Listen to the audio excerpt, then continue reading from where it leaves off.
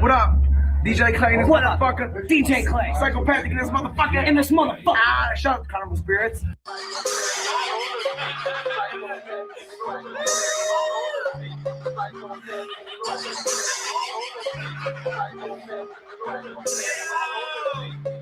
They talk about me when they lonely, and if they didn't, we could probably share this all week. I'm just a skate rat, big fat 6-foot killer. Wicked foot legend that be rolling with gorillas. Get this rock on your head, then I'll rock with the dead off top. If you talking, better stop. Biggest slit, got a knot on your head. You a mess, get dropped. Pussy boy, we popping out on them who next. Juggalos in this bitch with the grit. You upset? My stomach hurt from laughing. Put this hatchet to your neck. Order a couple tacos with some nachos for the fam. Then bag the body up and get to riding in the van. Bag them up. I ain't got a choice but to laugh at these frauds. Pop out on them like a fucking jack in the bar. I don't understand why they keep laughing. They try to bag them up like I'm working fucking jack in the bar. I ain't got a choice but to laugh at these frauds. Pop out on them like a fucking jack in the bar. I don't understand why they keep laughing. They try to bag them up like I'm working fucking jack in the bar. They hating on me like they know me, but if they did, we would probably be homies. I'm just a scrubby ass white trash juggalo. Maybe before you speak my name, pull that dick up out of your throat. Why you mad, bruh? You gon' get smacked up. I will make you disappear like abracadabra till you get the bag. That's a certified lolly. Only bag that you judge is the one you fill with fries. Don't go knock your block off, and I ain't joshing ya. You writing checks with your mouth, and it's costing ya. Spent all of the bread that you made on some brand name. Ain't I'm about to rip it up your body like a band-aid. Pussy boy, I ain't got a choice but to laugh at these frauds. Pop out on them like a fucking jack in the bar. I don't understand why they keep laughing. They try to bag them up like I'm working fucking jack in the bar. I ain't got a choice but to laugh at these frauds. Pop out on them like a fucking jack in the bar. I don't understand why they keep laughing. They try to bag them up like I'm working fucking jack in the bar. Good to see Rhino. How about that, man? Oh, man. Joining him, Violent J and Shaggy Tudo, the Insane Clown Posse. How about that fellow Juggalo, Mike? I like it. I like it. ICP, Violent J, Shaggy Tudo, and the Ice Bucket Challenge. After losing the trios titles last night, the conglomeration are soaking their sorrows for a very good cause. Here we go. In 3, 2, 1.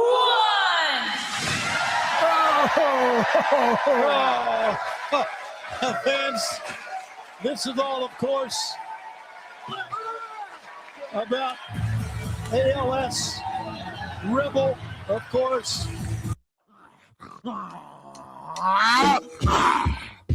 Who's that? Now get out of here. You fool, get the fuck out. You ready? You goddamn better believe it. Then take your drawers off and work your legs. Open your ass up like a keg. Let me tap it. I must have it. Very fool, you are mine. I'll drink your ass like wine, and when semen pours all over your head, you know you must be dead. Skeletor, I know you groove and shake it so damn good. And when you come on through my hood, I'll give you a piece of one. You furry fool, I know, and I will not disagree. But there's one thing we don't like. It starts with he, man. Oh no, I don't know which way to run or turn. Don't worry, Skeletor, your pants on fire. My cock will burn. My cock's on fire. For more dick. You know, Skeletor, yes, my head is so damn thick like yours. No brain inside, just a lot of fucking fur. And if I ripped it off, you'd find a boy and call him her, right? No, Skeletor, that's not what I'd do. I'd bend you over and shoot chocolate goo in your asshole. Let me lie. Let me tell the truth. Now, who are you? I don't know. Let's break it too. Yeah, shake your ass. Come on, beast man. Take your furry fur off. I can't. It's made of fur. Bitch, well then, whack me off. Grab your hairy bottoms hairy indeed. They're hairy as fuck. Break some leaves, whatever you need.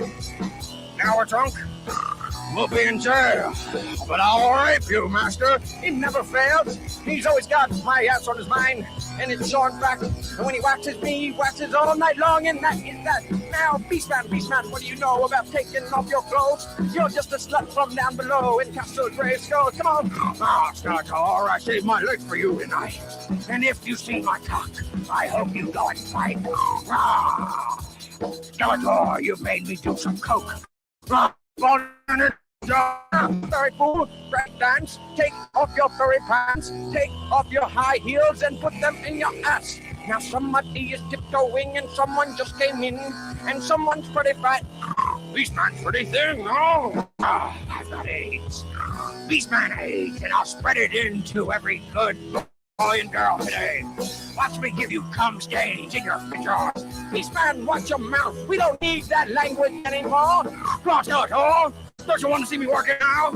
Beastman, show 'em how. You're ass and plow. Now stick your cock inside, like Raycon fucking said.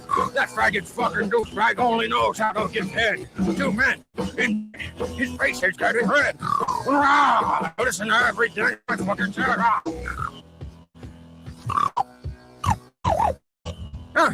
Beastman, do you know how to end a song? Hey, guess what? I'm Shaggy Tudo, and I'm the other guy. The other guy's Violent J from the Insane Clown Posse. That's right. And we want you to remember where to go for the greatest podcasts, the greatest interviews.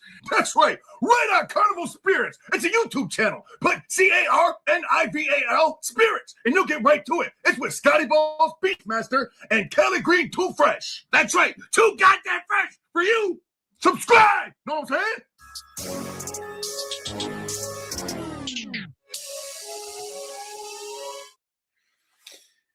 Hey, what the fuck is good? Bizarre, what up, though? EC, what up? Jester, what up, though? The Stalker. All y'all motherfuckers are fresh. Shout out to y'all. All right, I've got my iPad here, and I'm logging into StreamYard so that if I do start to crap out, just let me know, and I'll jump on the iPad and see if that works a little better. And if not, listen, then I don't know what to do. Out here on the West Coast, for those who don't know, we've been like buried in triple-digit weather, and technology doesn't really like hot-ass weather like that. So I'm over here sitting in the dark, because of it, because otherwise it's too hot. Oh, shit. Okay. Yeah, and also. Okay. Whoa. And also. Holy shit. In the Pacific Northwest, where I'm at in Oregon, there are fucking crazy forest fires that are tearing up communities, and so it's really fucked up. Like there's a lot of fires going on right now. Yeah, that really does not help. Trippy Island is popping in saying the same thing. Yeah. Okay. So it's funny when I turn the volume all the way down on the iPad, I can still hear I can still hear it. What the fuck? My technology is it's beyond me.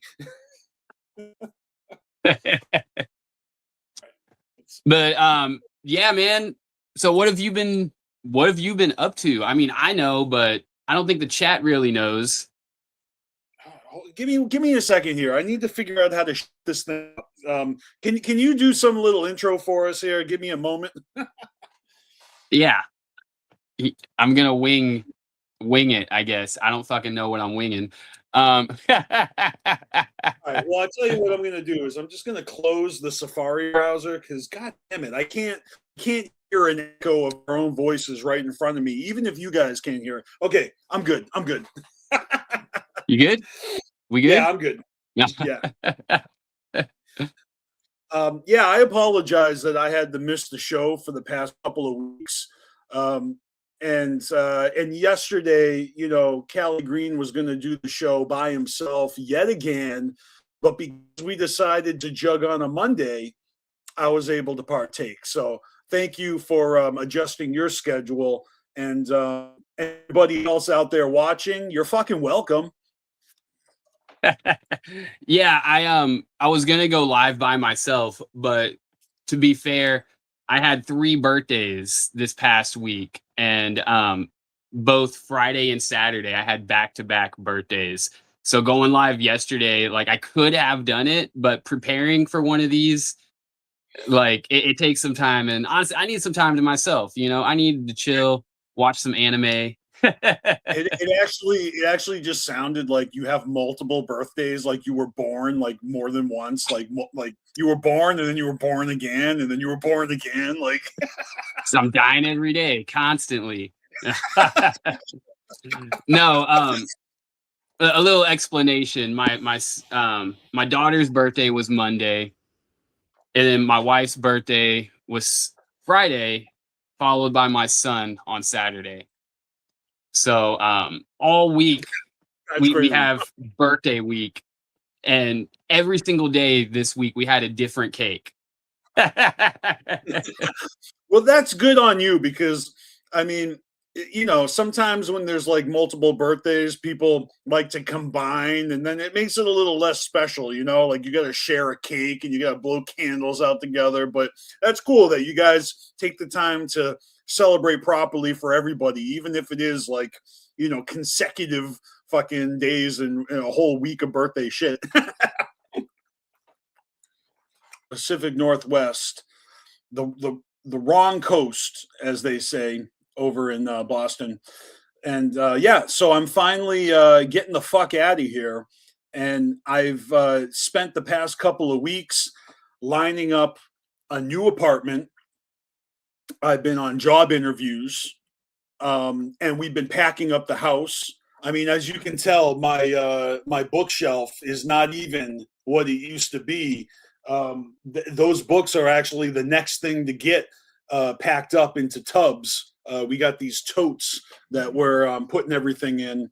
And the next time you see me on the show, I'm going to be in a brand new studio slash recording studio and Juggalo fucking Beastmaster lair in my new home, which is in an undisclosed location. I'm not going to tell y'all where I'm moving next, because I actually get a cheap thrill out of teasing you guys and making you fucking try to figure it out by yourself.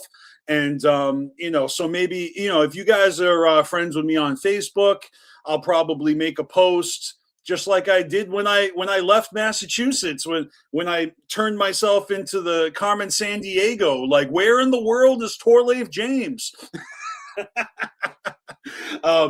And yeah, so and also, I guess this is as good of a time as ever to drop the bomb, the atom bombshell that is the fact that unfortunately this year I will not be attending the gathering of the Juggalos. And you know, I've known this for a while, but I didn't make it public information because it's depressing.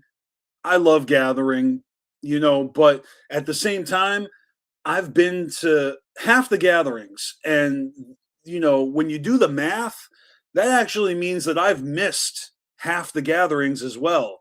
And, you know, I actually did the past couple years in a row. The last time I missed a gathering was 2023. Before that, I did a couple gatherings in a row. You know, before that was the pandemic. Before that, I did a couple so it's almost like I do 2 in a row and then I take a break, whether it's, you know, voluntary or not. But this is going to be an off year for me. It has nothing to do with the lineup. It has nothing to do with the location change. It isn't even financial. I could afford to go if I wanted to, but I'd be adulting in this motherfucker. And it just so happens that in the next Green comes back, we'll jump into some new topics. But let me see what's going on here in the chat. I have not fucking seen. The stream seems to be spinning out on us, getting laggy, Callie. Should I jump on the iPad? It's not just you because it just kicked me out as well. I know that, but I just decided to look at the chat. Hey, look, guys, I apologize. Let me tell you this though: when I get out of Oregon, hopefully, I'll have a better internet connection, right? Because it's dog shit right over here where I'm at right now. We're working with what we got.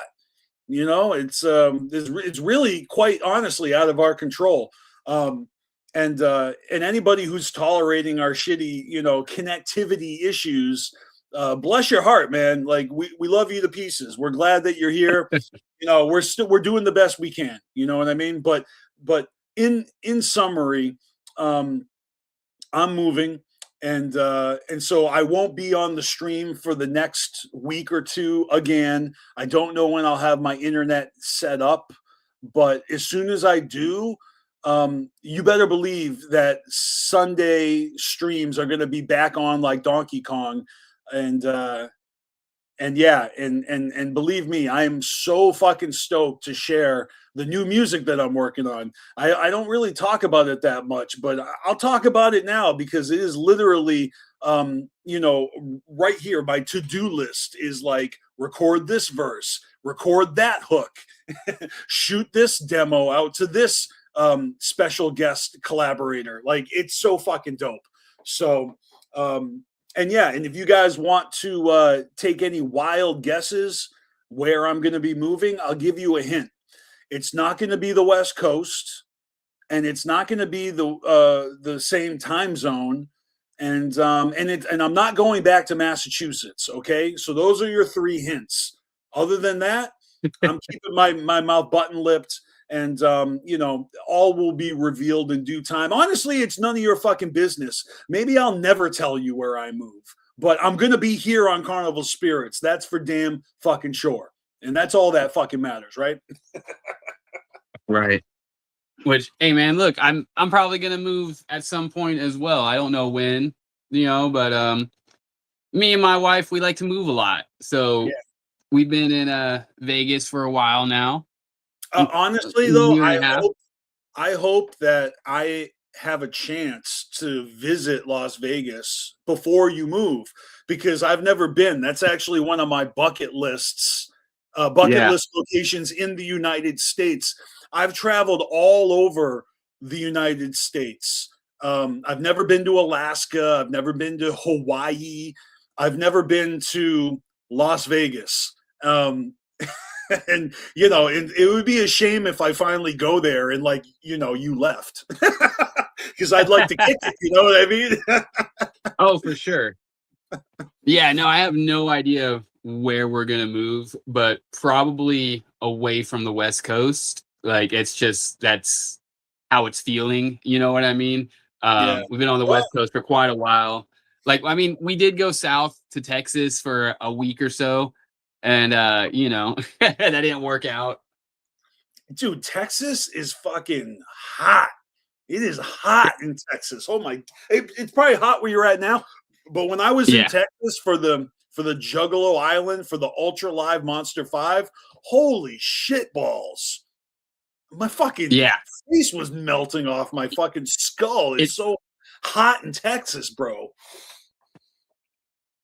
It's a different type of heat. Because over here it's a dry heat, but in Texas you get a swamp-like heat, and shit's disgusting.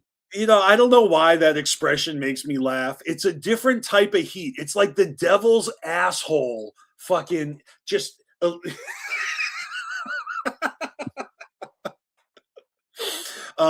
another thing I heard about Texas is that there were some laws passed, and now cannabis, marijuana, edibles are now fucking highly illegal. And if you have any type of recreational substances in your sock drawer, you could go to prison for a long time, I hear say. I'm not really sure if that's propaganda or not, but I feel bad for stoners in Texas because y'all are fucking, outlaws. and not the cool kind of outlaw, because it's 2026 and this shit should be legal everywhere. What the fuck is wrong with Texas, bro?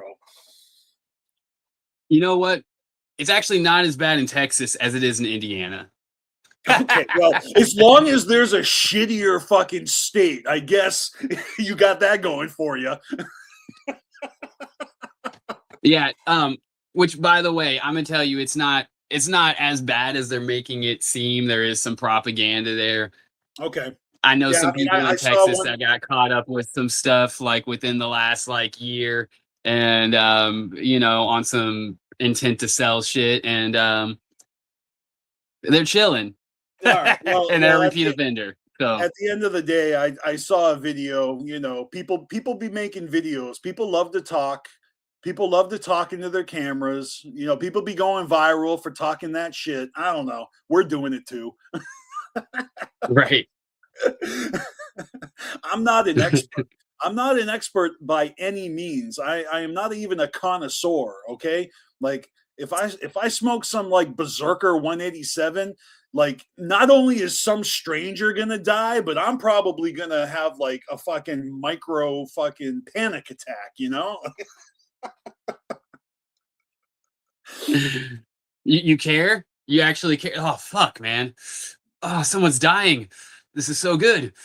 I don't give a shit, but I want to enjoy the fucking movie that I'm watching. I be watching fucking movies on my big screen TV. I don't want to be sitting there like, is fucking Texas Troopers gonna come break down my door?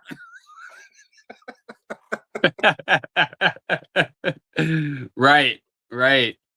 Yeah, no, Texas it's a whole nother land. Thankfully, I'm in a state where it's very weed friendly. Yeah. Well, where I'm at is very weed friendly, and I don't even give a shit. You know what I mean? You know what? It's almost like they're shit on the street friendly too. You know what I mean? Like, who cares? People be dropping deuces on the sidewalk. That's how friendly it is. I can't wait to get the fuck away from Portland.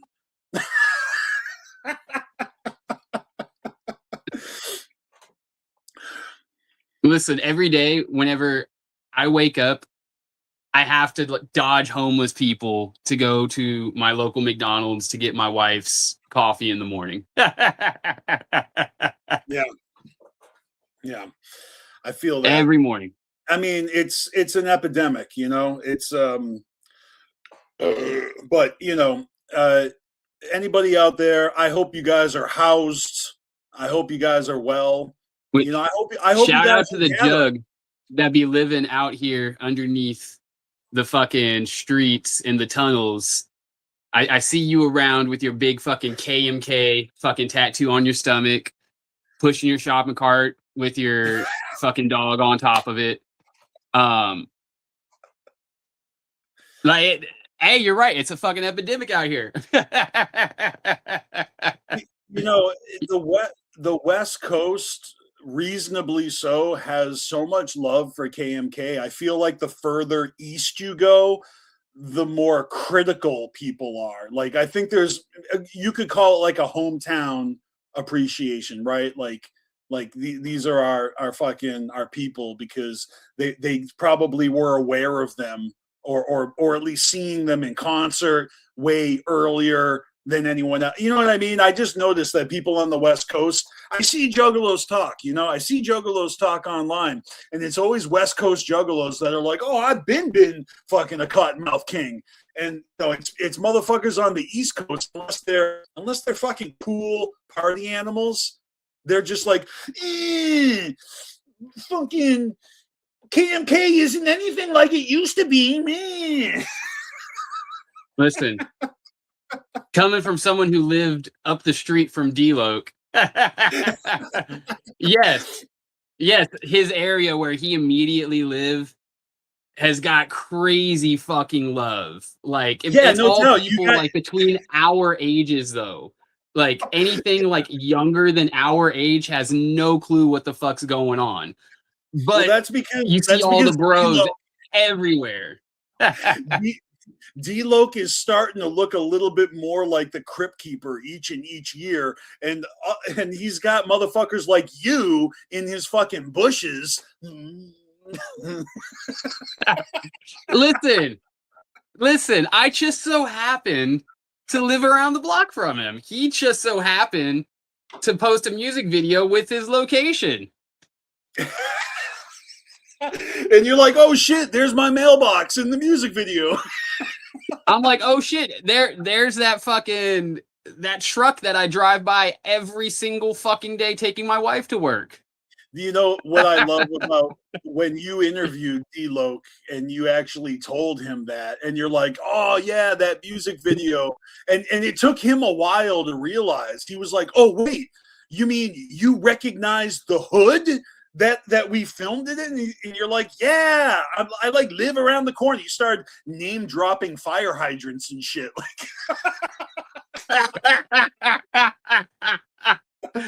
Well, listen, I would hang out at the park, take my dog to the park that is across the street from his house.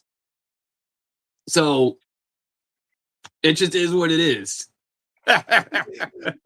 So fucking funny. Well, hey man, before our computers melt in front of our faces, should we start getting into some fucking topics or what? I mean, yeah, we could talk about something other than just bullshitting. Yeah, I mean, look, it's been a while since I've been on here, so I'm a little froggy today, and I'm in a good mood because I had a really good interview today, and things are just looking up. I mean, it's tough when you're making life changes, but like, I'm in a real good position right now, and I'm really excited about the future, and of course, Carnival Spirits is my pride and joy, and and this is one of my favorite things that I do when we chop it up on the weekend. So I'm having withdrawals. It's been a few weeks now that I haven't even had a chance to fucking do my thing. Although, if you guys are following Carnival Spirits on Facebook, I have been doing a really, really good job of curating all of the fresh things that I see on Facebook and sharing it on there. So, don't be a stranger, interact with the fucking social media.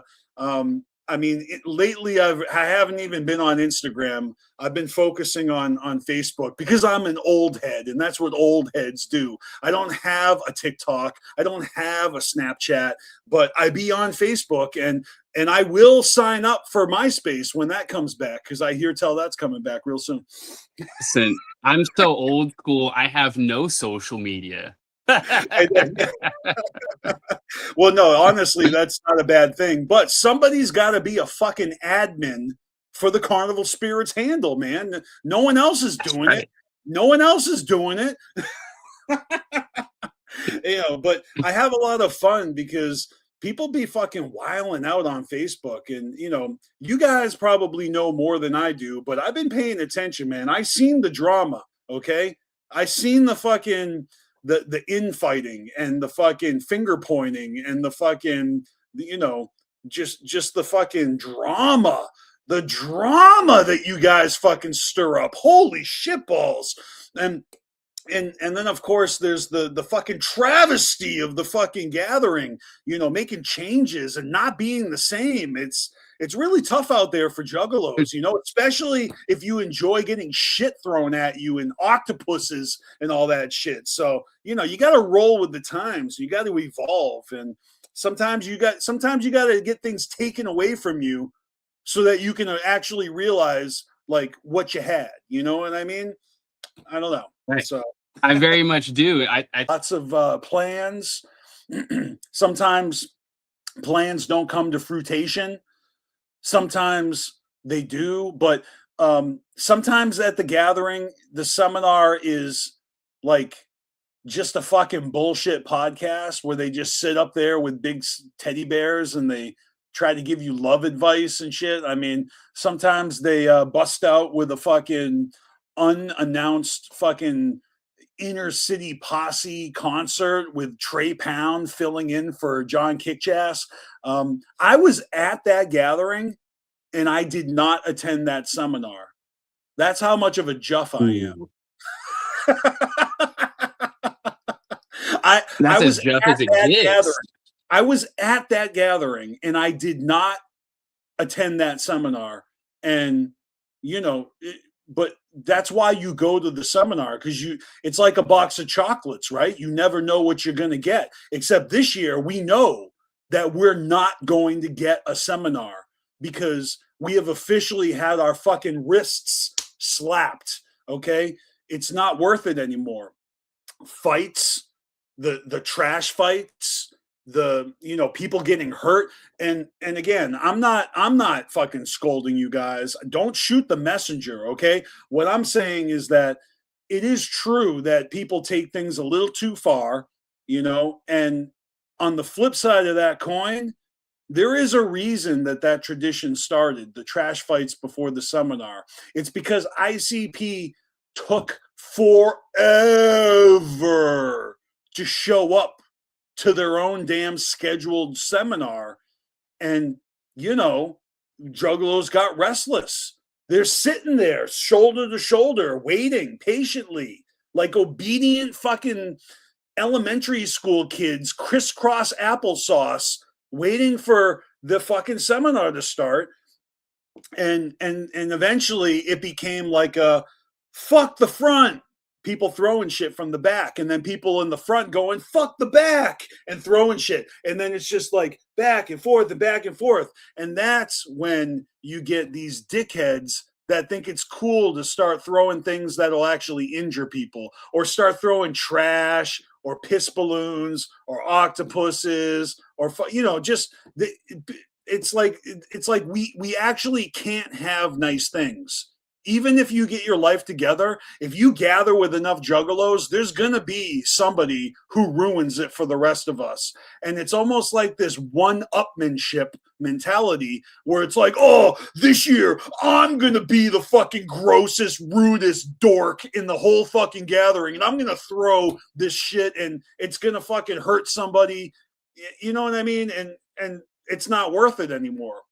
Okay, it's that, and on top of that, there was a fight last year at the seminar, and I know the circumstances around the fight, okay, because there was a rumor going around that somebody was shooting fentanyl out of a super soaker or a water gun, and so people were paranoid, okay? And this is the nature of today's fucking climate, where drugs are no longer fucking safe, and you need to have Narcan at every other gathering site. Otherwise, you might overdose just trying to take recreational drugs and have a good time at a festival, just like everybody else in the fucking world, right? This is not a juggalo issue. This is an actual, like, societal fucking problem where there is poison in our drugs, okay? And so people were worried about getting shot with fentanyl fucking water guns. And somebody at the seminar, some fucking genius at the seminar, was just shooting water guns at people, and they were asked to stop, and they didn't. So they got their fucking ass beat. But from the stage, all Violent J and Shaggy saw was a big ass fight that detracted from the notes. And it's a problem. So, I'm not blaming anyone. Maybe I'm blaming that dickhead with the water gun. And I don't really I'm not really mad at whoever it is who thinks that they're funny bringing an octopus to the gathering every year, because honestly, that's just the nature of the beast. But when you add it all together, this is why we can't have nice things. So no more seminar. And you know what? I told somebody the other day, because some juggalo posted a picture of the seminar back when they were relevant, back in 2002, when they were revealing the images of the Wraith. All right, when they debuted the images of the Wraith, Hell's Pit, Shangri-La. I was in that seminar, the first seminar, not the one that ended up on the DVD that came out with the 6 Jokers card. But before that, the day before that, they did that seminar in a small room with about 400 ninja capacity, and we were stuffed in there like sardines. They showed us the fucking Wraith. They did Q&A. They passed around the fucking blunt. I think that somebody fucking asked a question about Eminem, and it detracted from the fucking seminar for like 20 minutes. And I think that's the reason why that seminar got fucking omitted from history. Like, they were going to put that first seminar on the DVD, but they talked about Eminem too much. So they're like, fuck that. Let's do it tomorrow in a big arena, and let's do it without doing the Q&A. Fuck the Q&A. Because when you let juggalos ask questions, it just ruins everything. Because everybody wants to know about Eminem. Okay, so, but I was in that room, and that was really fucking fresh. That's when the seminars were fucking special. But you know what ruined that? Cali Green Too Fresh ruined it. No, I'm just kidding. It's because Cali Green Too Fresh works for Fago Lovers. Fago Lovers ruined it. No, I'm just kidding. It's not Fago Lovers. It's the internet. The internet ruined the seminar.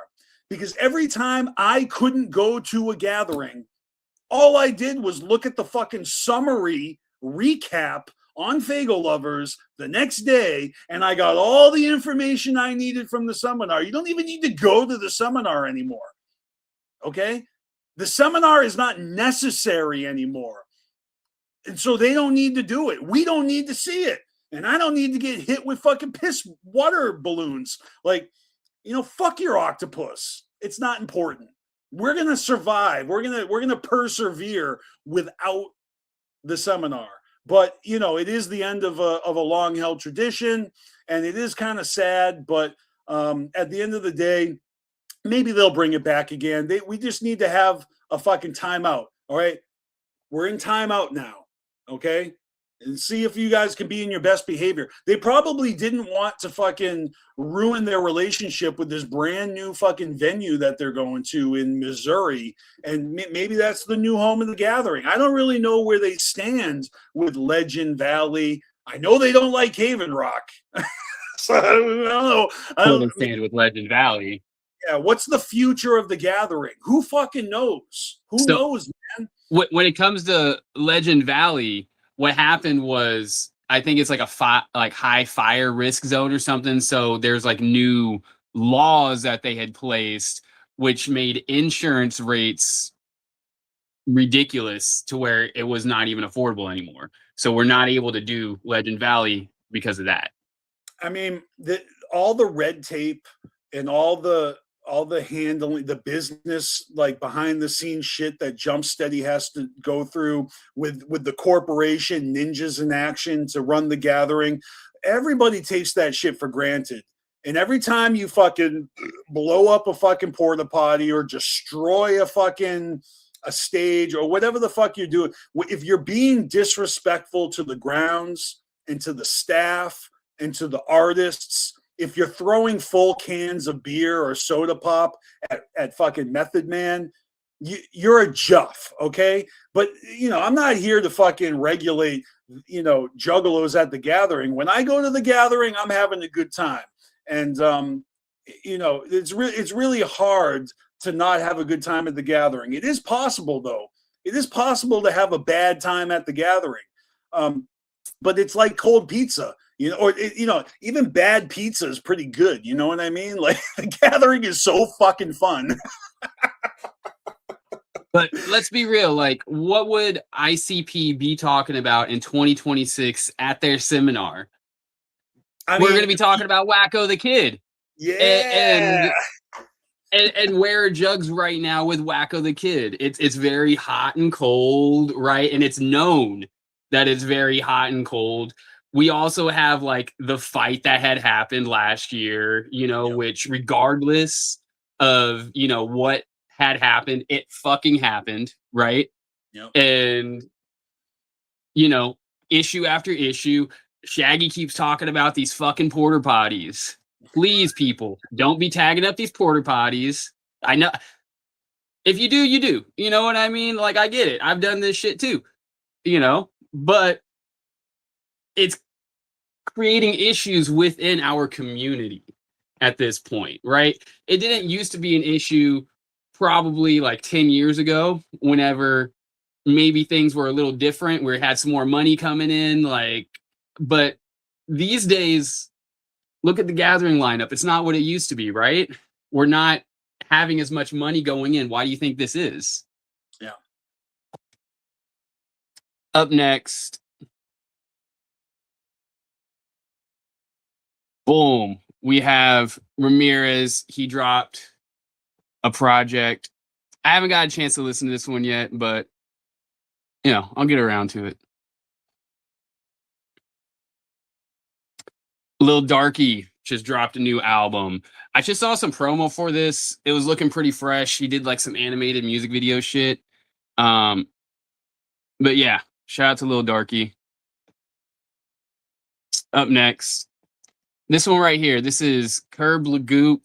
He put out a new project with was that Shiva Ray. I listened to a few tracks. If you fuck with Curb Lagoop, you know what's up. Now this track right here, Smokey the Bear, Darby O'Trill, Why Am I Like This? This shit was pretty fucking fresh. That artwork right there, like, I fuck with that. But yeah, shout out to Smokey the Bear. And Darby O'Trill for that matter. So, boom. Hollow dropped a new single. This is I Can Foresee Your Future. Some Necro Trap that was pretty fresh. Now, this one right here. Juicy J dropped a 9-track poetry album. This is straight up a poetry album. It's pretty fucking out there and funny. I suggest giving it a listen. It's one to snap your fingers to. Acetone Boogie dropped this throwback track. This is a 2012 song with Wacko the Kid. And Mr. Creeps is on this as well. Genocide Entertainment. Shout out to Genocide. But yeah, that shit was pretty fresh. This one right here, Bloody Ruckus, he dropped a single, Slide For Me, Die For Me. And now this is the last thing I'm going to talk about. I don't talk about Twisted that often, but Twisted dropped this tape right here, Urban Legend. I like that play on words, but Urban Legend. So the reason I bring this up is, I actually listened to this. And when I was listening to this, I realized, like, holy shit, Twisted just actively recreated an album I did in 2012. Now, TJ, you might remember this. Oh, I didn't realize I was back on screen. What's up? So back in 2012, I was rolling with this crew called Half Hour Stoner Power, and we dropped this tape called The Haunted Hot Box. Actually, I saw Real Guido in the comments. He was on this project. And this right here is literally the exact same thing as what Twisted just turned around and dropped. It's me and my homies going to a haunted house, and we're running into different people. We have skits where we're running into different people throughout the house, and we're trying to get to the hot box in this haunted house. This new Urban Legend, it's Mono going through a haunted house, and everybody's appearing and disappearing on him while he's smoking. So it's literally the same fucking thing. So shout out to Twisted for ripping me off, just like Cottonmouth Kings. They did the same thing. And that's it. That's it for my staff picks. That's fucking funny. Thank you, Stannis. Yeah, man, dude, this artwork though, this was hella fresh. Like, only 5 copies of this existed, and it was never uploaded online. but apparently Twisted got a copy, and yeah, they stole our concept. It wouldn't be the first thing they've stolen. Don't get me started, dude.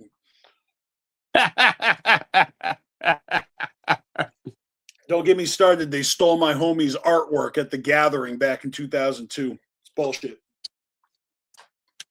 Do you remember whenever Cottonmouth Kings ripped off like a section of my old Half Hour Stoner Power website? No, I don't remember that at all. What are you talking about? So we were promoting Half Hour Stoner Power through Fago Lovers, and we had like this fresh ass fucking website, and we had a section on there, and it was called like the Stoner TV thing or whatever. And after we premiered that, like a month later, Cottonmouth Kings turned around and did something similar on theirs. So that was a long ass time ago, like 2011, 12-ish. Wow. I mean, it's a dog eat dog, cutthroat fucking underground, man. I don't know what to say. It's I guess it's really hard to come up with original ideas, you know? Yeah, that part too. You know what I mean? If you have an idea, someone else has thought of it most likely as well. Oh, you absolutely. know, it's about who gets to it first and who's got more resources. 100%. Well, look, I know that I've been not participating for the past couple weeks, and even 3 weeks ago, we didn't even do staff picks. So it's been a minute, but I have some staff picks I can show you. Like I just kind of picked a random handful, you know, of like just highlights, not everything, but a few highlights. For sure. All right, cool. Let me real quick before you get into those, I want to point out that Crazy McCormick is bringing up something that you brought up as well a little earlier. Okay. He says, "I heard some super fresh news, not Juggalo news, but fresh millennial news. Apparently, MySpace is prepping to come back, like OG MySpace, HTML style, top 8 shit." All right, thanks, Dan Rathers. I appreciate that. You know what? I have super fresh. I have way more than 8 friends these days, but I guess, you know, I'm gonna have to fucking have a fucking Juggalo Hunger Games to figure out who I'm gonna put in my top 8 now. Great. That's just one more thing I gotta fucking figure out. Y'all have fun with that, you know. I will continue to stay antisocial. Motherfucker's gonna fucking catching feelings. You didn't put me in your top 8. You just put those big titty gothic bitches in your top 8.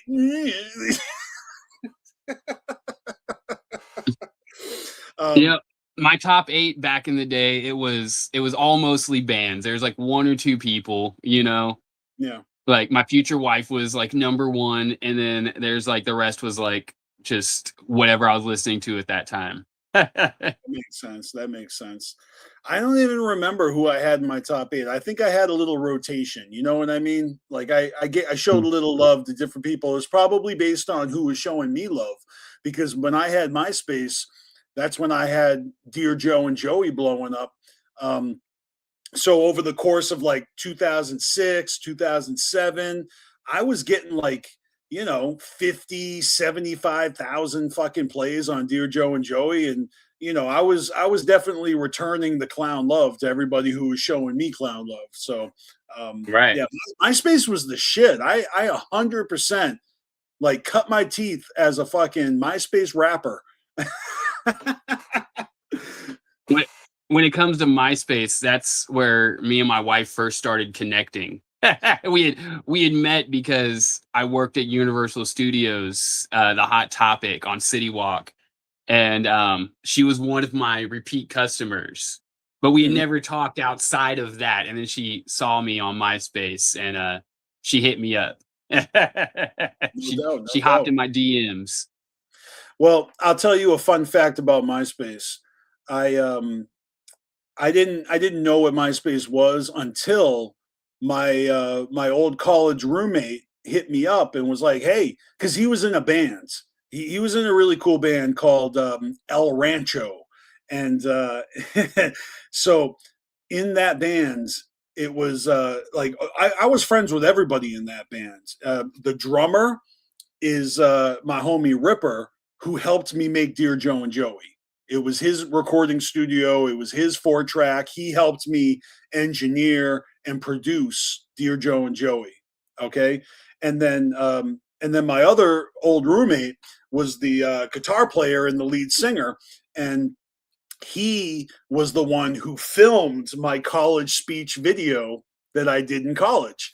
So these are my homies. Yeah, and so he hit me up one day, and he was like, "Hey, if you want, you can hear some studio recordings of our bands, because normally I just see them live. They would do gigs, at pubs and stuff. So I was like, oh hell yeah, where can I hear your music? And he sent me a link to his MySpace page, and then that's where I got the inspiration. I was like, wait a minute, I got a fucking song. I got this fucking tribute to ICP. I can put it on MySpace, and the rest is fucking history. But yeah, I had Dear Joe and Joey recorded before I even knew like what I was going to do with it. The original plan was just to like give it to ICP. I didn't know that like there was no fucking YouTube when I recorded Dear Joe and Joey. So I just, in fact, the first upload of Dear Joe and Joey wasn't even from me. It was one of my fans, and he went and got like fucking hella views on it.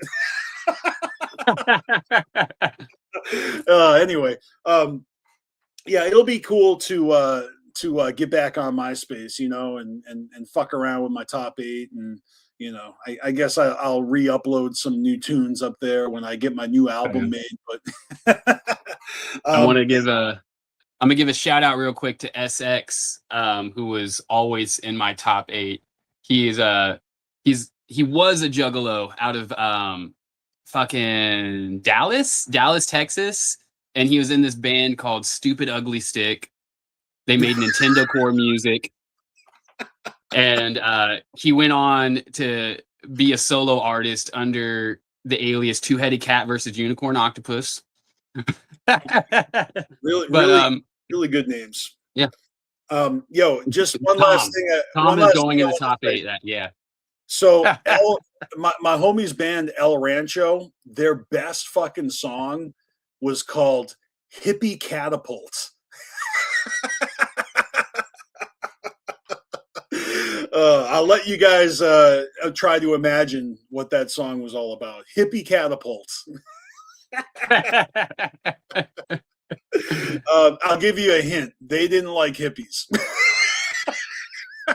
There was this MySpace band. They were called Organic Junk Food, and they had a song called Crack Rock, and it was literally just a song about like smoking crack, like just throwing your life away to smoke crack, and it is one of those just weird, off-putting, like hilarious MySpace songs. Shout out to those days. All right, let's. You're gonna have to tell me if you have already talked about this song. But my first staff pick is gonna be Jack in the Box. I'm sure you already talked about this. I like this song a lot. This is Darby O'Trill and Shaggy the Airhead and Devereaux. This came out a little while ago, right? You guys talked about this, right? You know what? I just brought this up. Did I bring it up this episode? Anyways, this was a fresh ass fucking song. Yeah, 10 bands, motherfucker. Yeah, that's right. Actually, in the intro, I lined it up with an old George Millie's film. So he's one of the original, like he made trick films in the late like 1800s and early 1900s. But I found one of his movies that perfectly lined up with this song, and in the intro I threw that in there. So this song is super fresh though. So I did not get an image for it, but did you talk about Fuck Around and Find Out? I did. Hold on, I'll bring it up. Boom. Okay. I kind of skimmed over all my shit, but yeah. All right. I didn't know. I just want to give a shout out, to Gloom Unit and Shaggy the Airhead and Devereaux, because I like this song too. But I didn't get an image for it. You know what I mean? Okay, next. I don't know if you. I figure Callie Green. This guy's on your radar, and if you guys don't know who this is, you're fucking up because this guy's cool as hell. But did you guys listen to Jurassic Bark by Froggy Fresh? No. Oh my god. Actually. Oh my god. This song is so funny.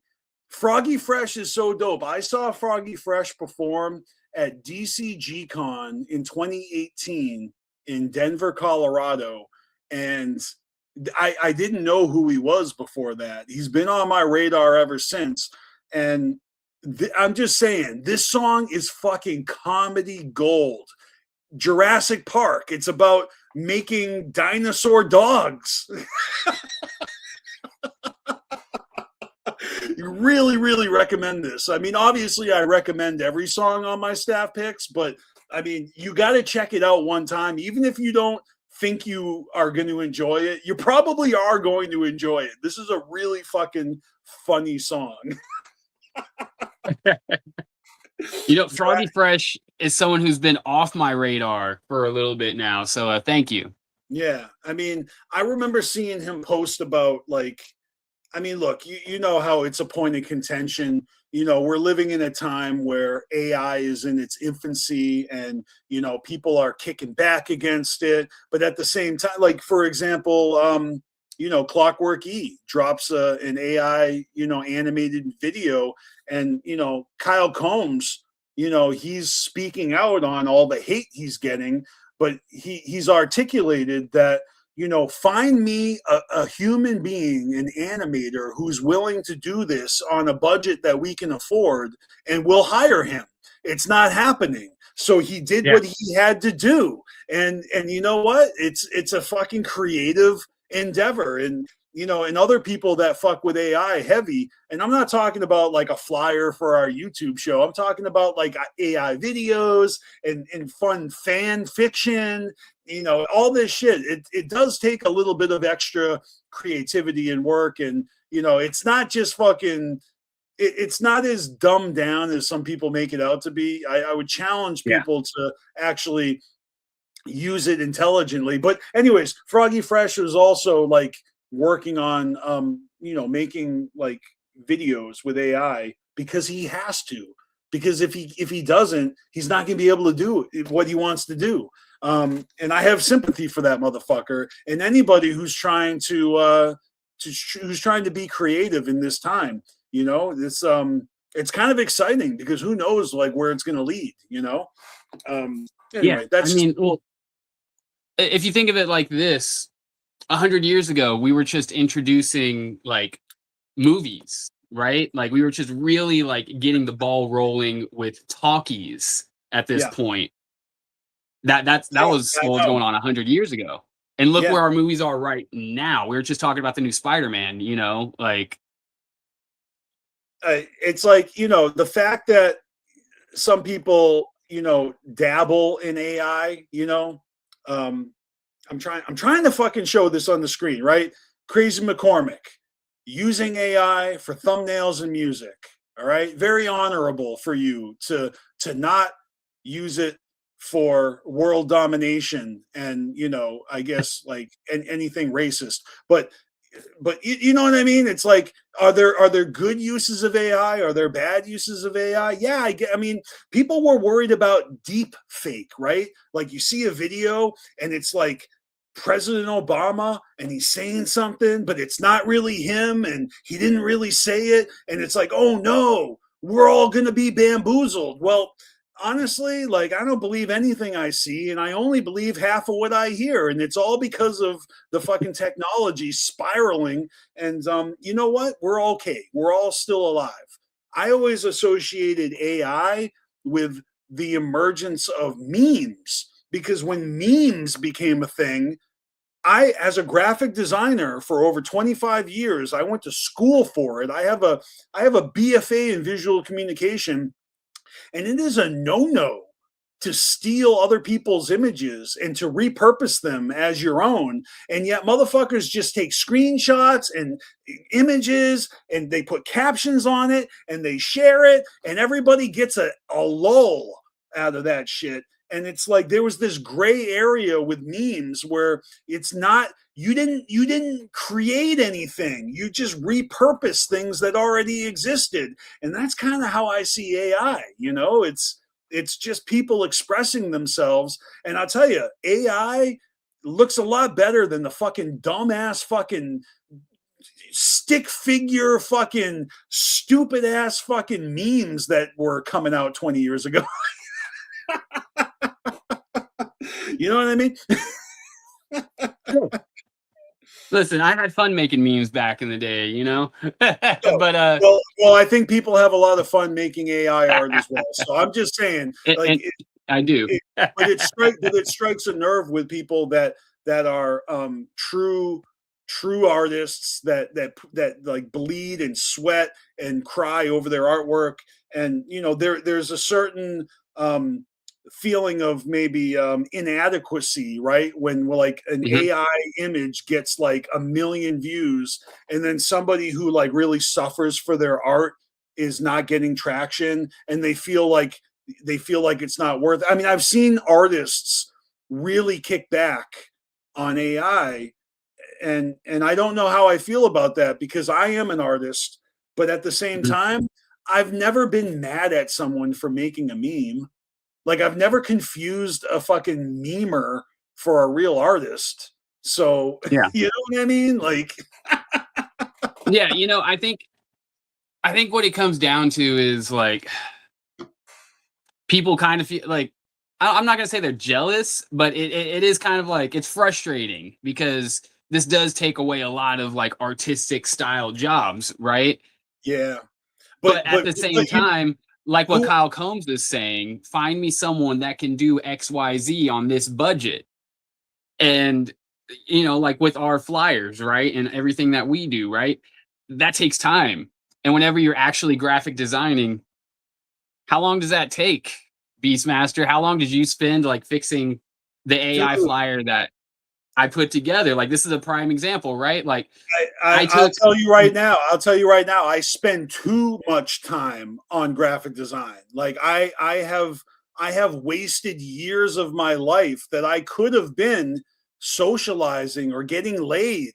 And I've been at a computer in front of Photoshop, fucking tinkering away, zooming in, adding layers. Like, I have spent so much time designing shit.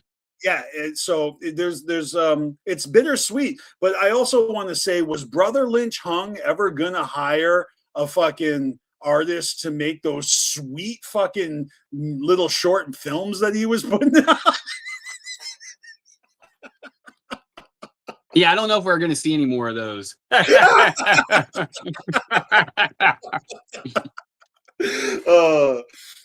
anywho. And and you know what, AI, like, here's the thing, like, AI is AI. You know what I mean? At the end of the day, it can't do what we people can do. It can mimic and do similar things.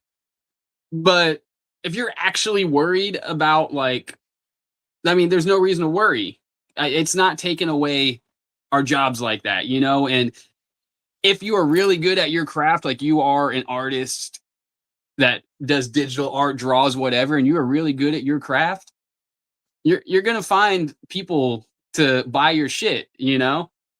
Like, there's this one graphic designer, at BRKL or something like that. But we get artwork from him quite often, and you see his artwork all throughout the scene right now, right? He was working with Low Key, Razakel, like, I think, like, just a Dead Camp, you know. I honestly don't know this guy, but I probably know his work. I just don't know him. Yeah. Yeah, and that's the point, though, is like, if you're doing a good job, you're gonna find people that are gonna support your work. And if you're not getting that work, like, you're not talking to the right people, or you need to step up your game, you know? 100%. And I tell you what, anybody who accuses like oh, that's AI. And then like Tom Wood has to be like, no, here's the pencil sketch. Like, it's not AI. You know what I mean? Like, it's just funny how everyone just makes these fucking bullshit assumptions. I apologize for taking us down this, like, you know, side path. It's only because Froggy Fresh, you know, made it a point to defend his decision to use AI to make some videos. And Yeah. and I support him, all right? And I really do support every actual artist that's not using AI. I'm trying to actually support them as well. Like, I be buying artwork from Juggalo artists. Like, I got that fucking that still Juggin fucking ball cap from Jess Jekyll. You know, Yeah. I support Mikey Bone Road. I support Chesty Scrubs. You know what I mean? Like, Look, I really I like think this Lakeland Lunacy designed all of our fucking logos and Carnival Spirits and for the whole Juggalo community. Like, oh my God, that guy actually fucking dipped from social media. He's over it. He doesn't give a fuck. And I miss him. Like, he is my favorite. Yeah, like I think this is a good time to point out that the only holdup right now in the Carnival Spirits mixtape is the artwork, because we don't want to do the AI art, because I have done like 5 different fucking covers, but we have a very specific idea that we want to do. It's so funny that you guys don't even realize we have a whole fucking mixtape ready to drop, and we just need to commission a real artist to do our album artwork for us, and we're not doing AI. Yeah. That's literally the holdup right now, is trying to commission someone, because we want to make it as fresh as possible, and AI isn't going to achieve what we want to do. So that's so true, man. That's so true. But that being said, I'm going to show you my next staff pick, which is almost undeniably accompanied by artwork by AI. But what are you going to do? This is I don't know that for a fact, but this is a track from Class.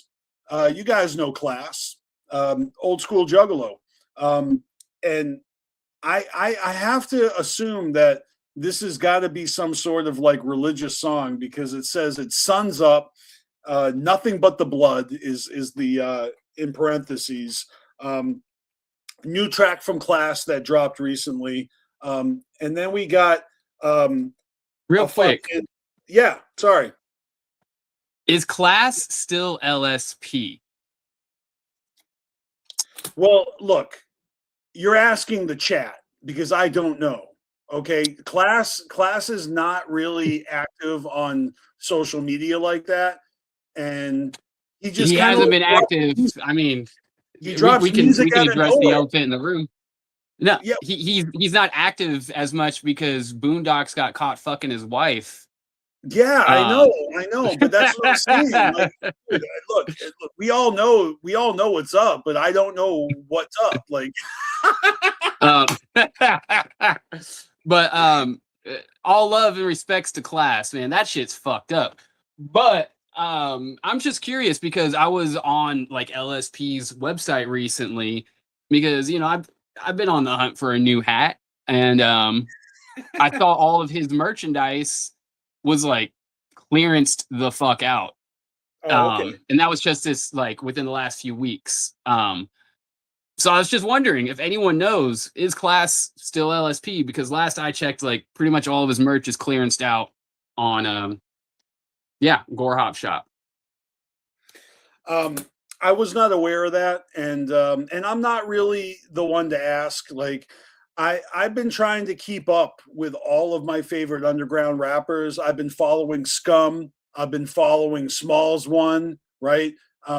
There's a number of LSP artists that I'm privy to, thanks to, you know, Don Chaos, who's like a huge fan, who lives in Colorado, and, you know, and through the hours of chaos, I learn a lot about some of these artists, but I'm not actually like, you know, a Gore Hop head myself. You know what I mean? I got a lot of respect for those guys. They're definitely some of my favorite Juggalo adjacent underground rappers for real. Horrorcore to the core, right?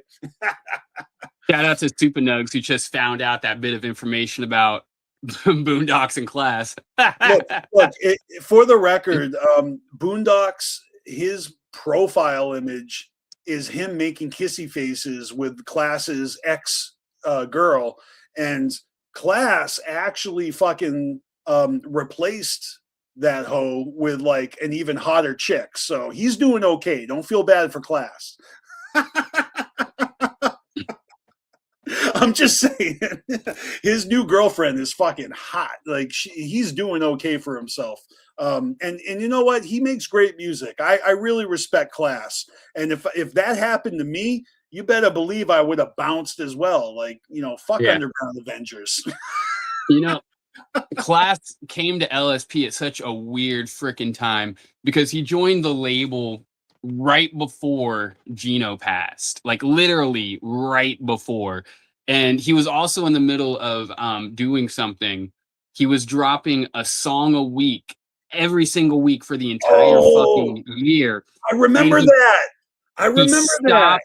He stopped doing that when he got signed. That's so funny. I do remember. He never finished the goal. He got fucking deep in though. Yeah, that's right.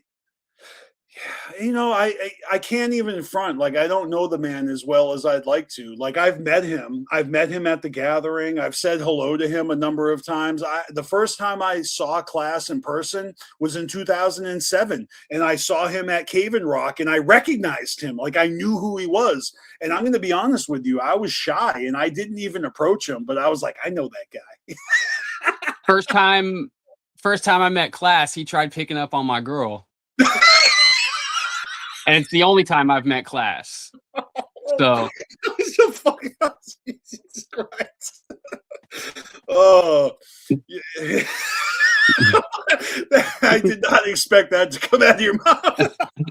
Jesus Christ. Sun's up. All right.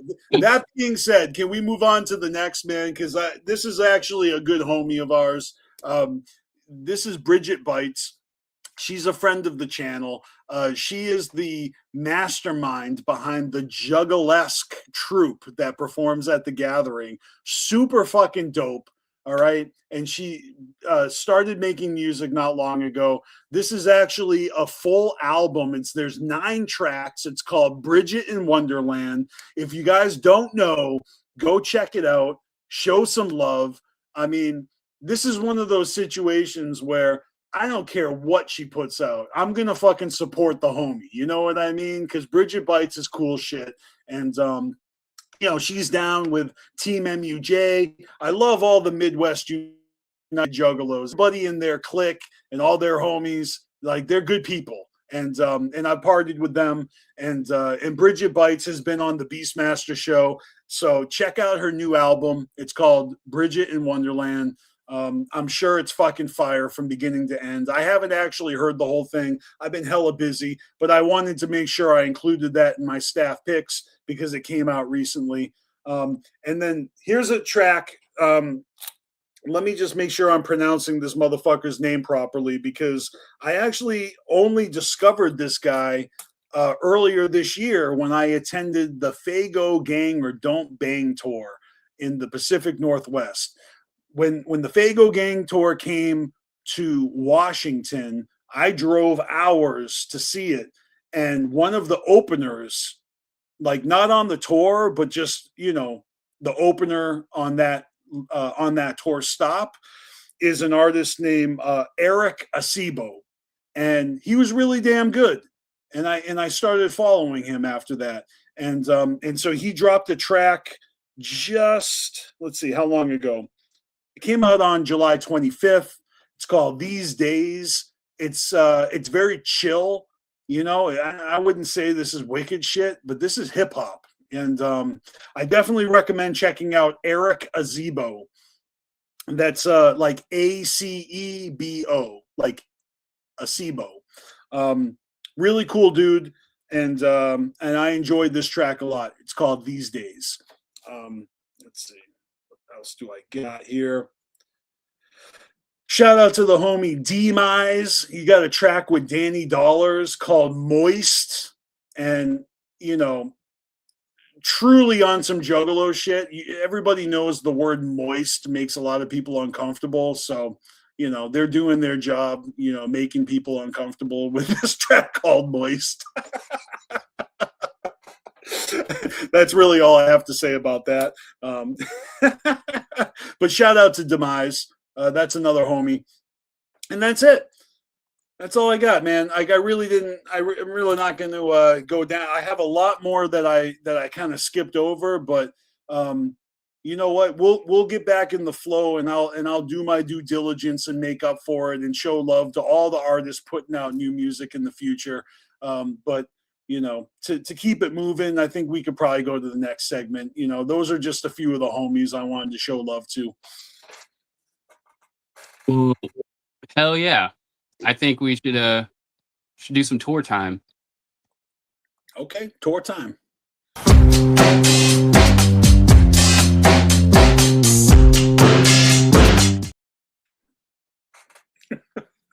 All right. So listen, TJ, you missed last week, but yeah, what I there's missed? something. This right here. Boom! The America's Most Wicked tour. Yeah. Ooh, yeah. I definitely didn't miss that. I've been seeing this posted all over the place, man. Now, I gotta say, like, shout out Ouija, Mickey Rotten, Darby O'Trill. I never had really listened to Billy until this like news dropped, and they dropped a song together, right? Him and Hold on. Ouija. I'm trying to pronounce this last name. It's Marchafava. Billy Marchafava?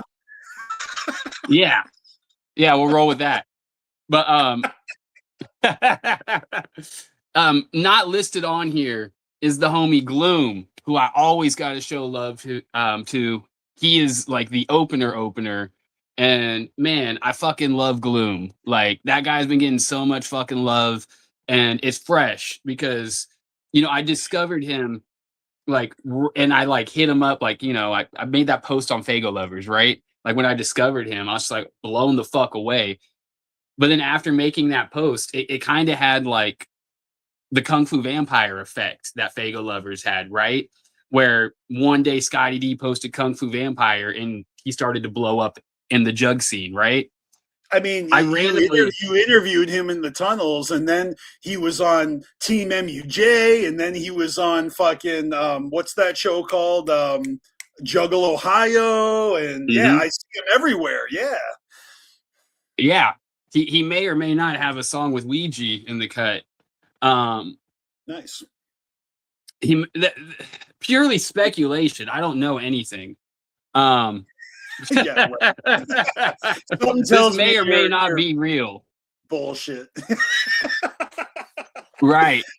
But no, shout out to Glue, man. I always got to show that guy love. I fucking love him and his music. And then this is one that also I think you would think is fresh. So we got Max Sabbath and Clownvis going out on tour together. Oh, hell yeah. Yeah. And like this looks hella fresh. I actually just saw that Clownvis is doing a solo event here actually in Vegas. I just saw. This tour isn't coming here, but I think Clownvis is, and I might have to check that out. All right, I'll give you guys another hint about where I'm not moving to. I'm not moving to any of these places where these shows are taking place. So I'm shit out of luck here. But I also saw Max Sabbath perform at the same night as Froggy Fresh at that 2018 DCG Con in Colorado. Fucking Max Sabbath is the shit, dude. Hell yeah. What a fun. You seen the video? You seen the video where Ozzy is introduced to Max Sabbath? I think so. It's been a minute, but I think I've seen that. Oh, it's hella fresh. Yeah, like they bring him in the room and set him down, and then they all come out, and he's like, "What the is this?" Typical Ozzy.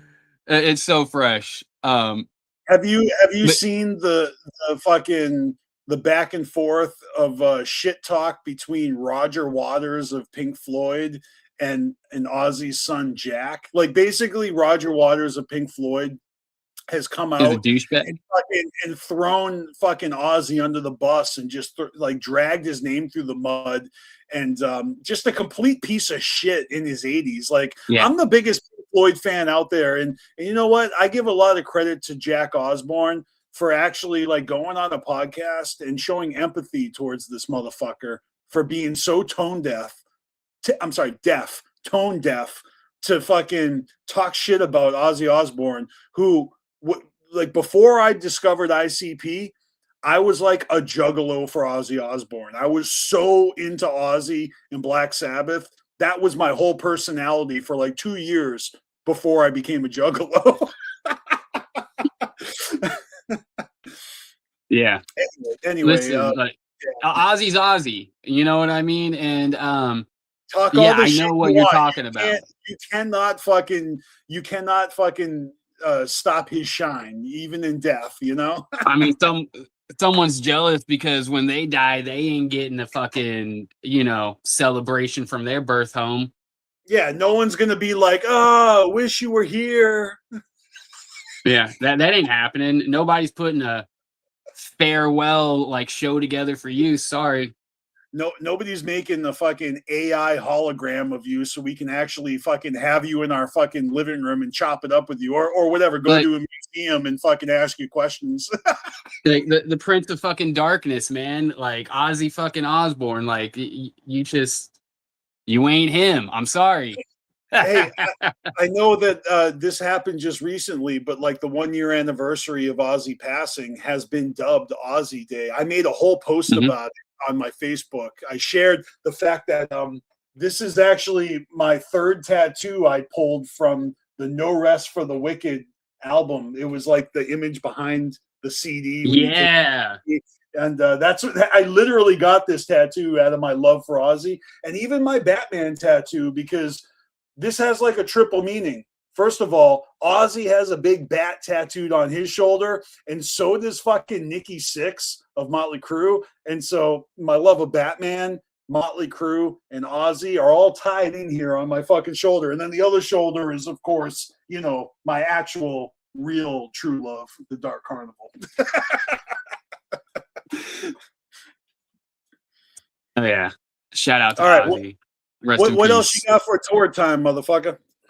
So aside from that, we've got right here, G-Eazy and Logic are out on tour with Juicy J opening. Like I said, Juicy J just dropped a new poetry album, so make sure to check that out. And if they're going to a city near you, check this out. Hold on, hold that there for a second. I just want to look at the tour dates. I need my fucking glasses. Oh my god, I'm getting old. Can't fucking read. I don't see where you're moving to if that's what you're looking for. Well, don't say if you do or don't, because there's a lot of it could be on there. I can't even see. I need my fucking readers. I think downstairs. it is actually on there. All right. Okay. Listen.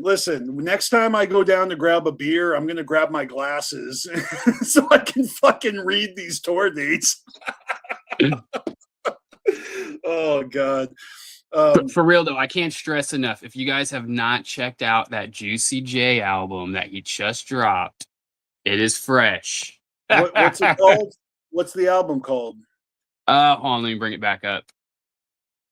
Boom, boom, boom. Where'd it go? Right here. The Clock Don't Go Back 3? The Clock Don't Go Back. No, released 3 days ago. It's part 3, motherfucker. This is definitely a part 1. This is a part 1 and possibly only. This is literally a Juicy J fucking poetry album. Oh, this is the poetry album. Gotcha. Like No, it's did him catch straight, that. just like it's him like just talking like this over some poetry style.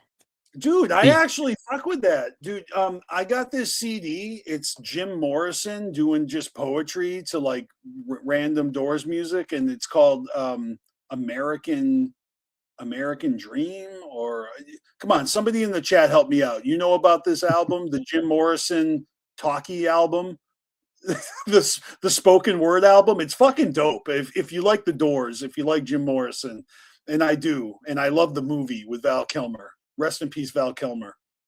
And Jim Morrison, I guess. But yeah, it's just this was a good one. I thought it was fun. It was different. Right on. So aside from that though, something else that you missed, TJ. There was a bloody birthday that happened that I feel like you might want to talk a little bit about. All right, hit me with it. All right, cool. So hold on, where we go?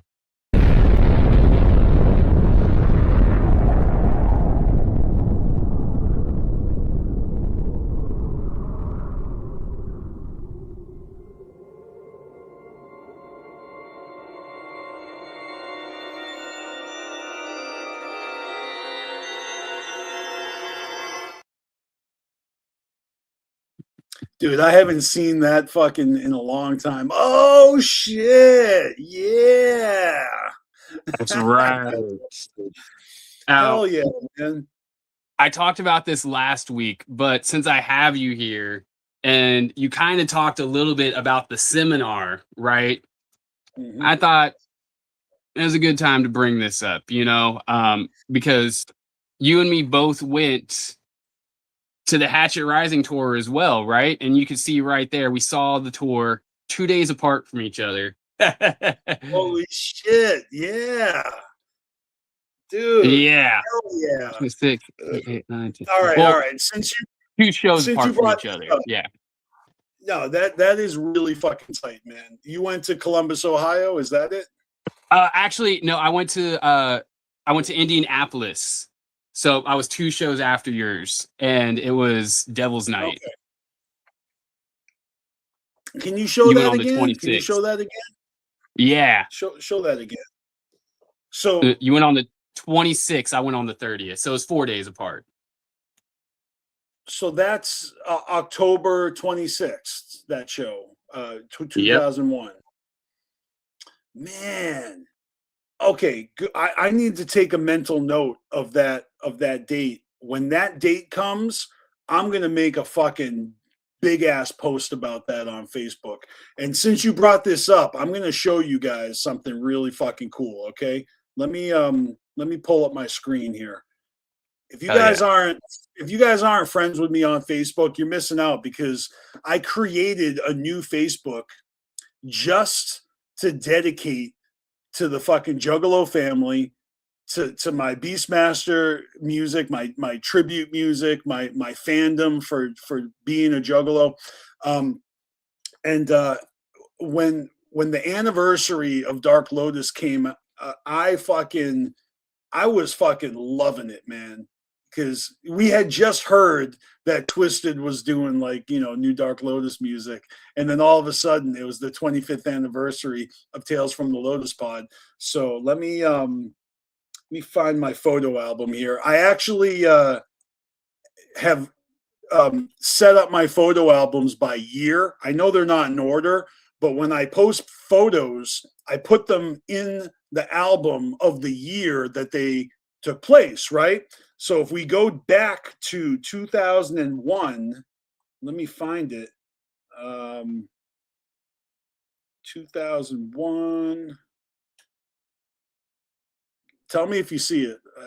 They're not in order because, hold on. Jesus.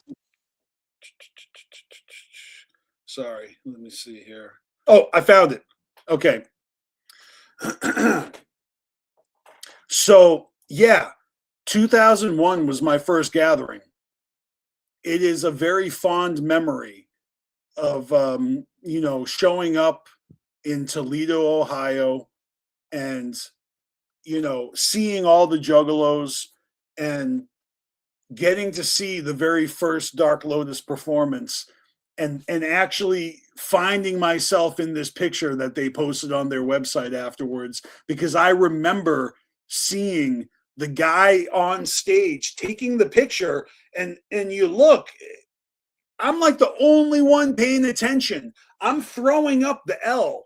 I'm throwing up the Lotus, and I'm looking right at the motherfucker taking the picture. I'm the only one. And when I saw this picture, I was like, yes, this is right before the very first Dark Lotus performance with Mars, like back in 2001. Such a fucking good memory. And of course, the first day of that gathering, when the doors opened and we all entered the room or entered the convention center, I fucking mainlined it to the merch booth, and so did everybody else. And here's a really funny story. They fucked up and weren't ready for us. There was no staff at the merch table, and all the Juggalos rushed the merch table. And if it was 2026, oh my God, it would have been a fucking empty fucking table, and everyone would have just robbed Psychopathic Blinds. But for some reason, everybody was fucking cool, and we waited, and then they fucking showed up and they started selling merch. I can tell you without a fucking doubt in my mind that I am within the first 20 people to get my hands on Tales from the Lotus Pod. I was counting. I think I was like the 19th or 20th person to purchase that fucking CD. And then that night, after the first night in the hotel, I laid down with my headphones in the bed and I just listened in the dark. And I heard that album, and then later I saw the performance, and it was fucking phenomenal. I mean, talk about locking in as a young 20-something. People wonder, like, why are you so down? Like after all the bullshit, after all the controversy, after a few fucking whack albums, like, why are you so down, dude? If you were there, you would understand. Like, this is for life. You know what I mean? And everyone has that moment in their life where they just make that decision. It's not even a decision. It's like a calling. It really was like magical. Like, I actually believe in magic, and I can't fucking convince you. You either relate or you don't. And I feel bad for juggalos who can't relate, because it's almost like you're trying to be something that you're really not. Because either you get it or you don't. You know what I mean? It ain't my job to convince you. But if you listen to Dear Joe and Joey and you can feel me, that's how I know you're real. That's all I'm saying. Yeah, Tales from the Lotus Pod was fucking life-changing. And let me see. Can I get this back up here? Let's see here. Yeah, I'm telling you, this fucking album looks like John from Bootlegged at the Gathering still has his fucking copy from back in the day. And of course, the Red Lotus Cross, the best version, not the fucking the ABK fucking, cut and paste version. Until eternity.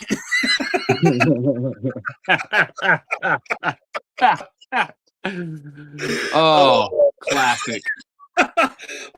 Yeah, I'll show you a couple other pictures here. I mean, I have so many pictures from this gathering that I haven't even begun to dump them onto the interwebs. Yeah, at least on my new Facebook. I've shared them on Instagram. I've shared them in the past. But they had all of the Wicked Clowns from Outer Space props set up that you could just like go crawl all over them and take pictures and shit. So here I am fucking, posing with that shit. And we got to give a shout out to Jump Steady and Tall Jess and Ninja Nate for fucking, putting out Morton's List. Morton's List also came out 25 years ago at that gathering. I won a free copy of the game because they threw 3 dice into the crowd, and everybody who caught a die got a free copy of the game. I caught one, and you can see there I got Jump Steady, and it looks like I got 2 autographs, but I got all 3 of them to sign it. And I still have that copy unopened to this day because I already bought a copy at the merch booth before I even went to the seminar. Anyway, really fucking dope memories. You know, shout out to the one and only Dark Lotus, not fucking Magic Ninja's Diet Lotus. I have no interest in that. I'm not even being a hater. I'm just really genuinely not interested in whatever the fuck I don't care if they recorded it 3 years ago or fucking 15 years ago. All right. Not my Lotus. Just saying. I just gotta say, I loved that picture of you holding the Morton's List up, just in the air, looking all victorious with it. Yeah. And my buddy who took this picture, you know, he took 30 rolls of film and developed them all and gave me all the pictures. And then I looked at it and I was like, you fucking cut Jump Steady's face off? Ah! That's hilarious. Why? But still, what a great memory, you know? Oh, classic. Yeah, for real, man. And you know, I've got lots of, but that's what I'm saying. If you guys aren't friends with me on Facebook, you're missing out because I be fucking giving everybody birthday shout outs. I'm posting selfies with them. I'm kind of like pacing myself. Like I'm kind of slow dripping my pics. I'm not just blowing my load and dumping all my pictures. Like I'm actually spreading, I'm making it because I don't know, like it's a profile. It's not real life. It's a living photo album. You know, that's what it is. So you can go to my profile and it's all public and you can totally stalk me. You can check out my stuff. You can fucking hit me up, interact with me. You don't have to wait until Sundays because I be on fucking my phone just like everybody else. You know what I mean? Well, except Callie Green. Right. Yeah. Callie Green's not on social media and no shade, you know what I mean? Because look, I don't got kids, so I have way less responsibilities than you, and you're doing a good job raising a family and jugging. You know, you're living the dream. You know what I mean? Truly. Yeah. Truly. But yeah, man, do you have any more for tour time or what? Oops.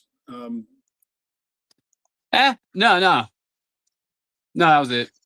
I have flyers for tours, but in the past 3 weeks, like a lot of it's already happened, you know, so I don't even know if it's even worth it to talk about shows that already fucking happened. Like, I mean, Yeah. So maybe we should move on to the next. What do you think? Well, what you got for us? Where do you think we should go? I think we should go on to the main event before I start getting too drunk. All right, cool. So let's fucking do this, y'all. We have quite a segment here. Look, we've been preparing for this, or at least we announced this like a month ago, and we're finally doing it. Do you guys know who's paying close enough attention? Do you guys know what we're about to get into? Hit the fucking intro, Callie Green. Nobody escapes and everybody's consumed.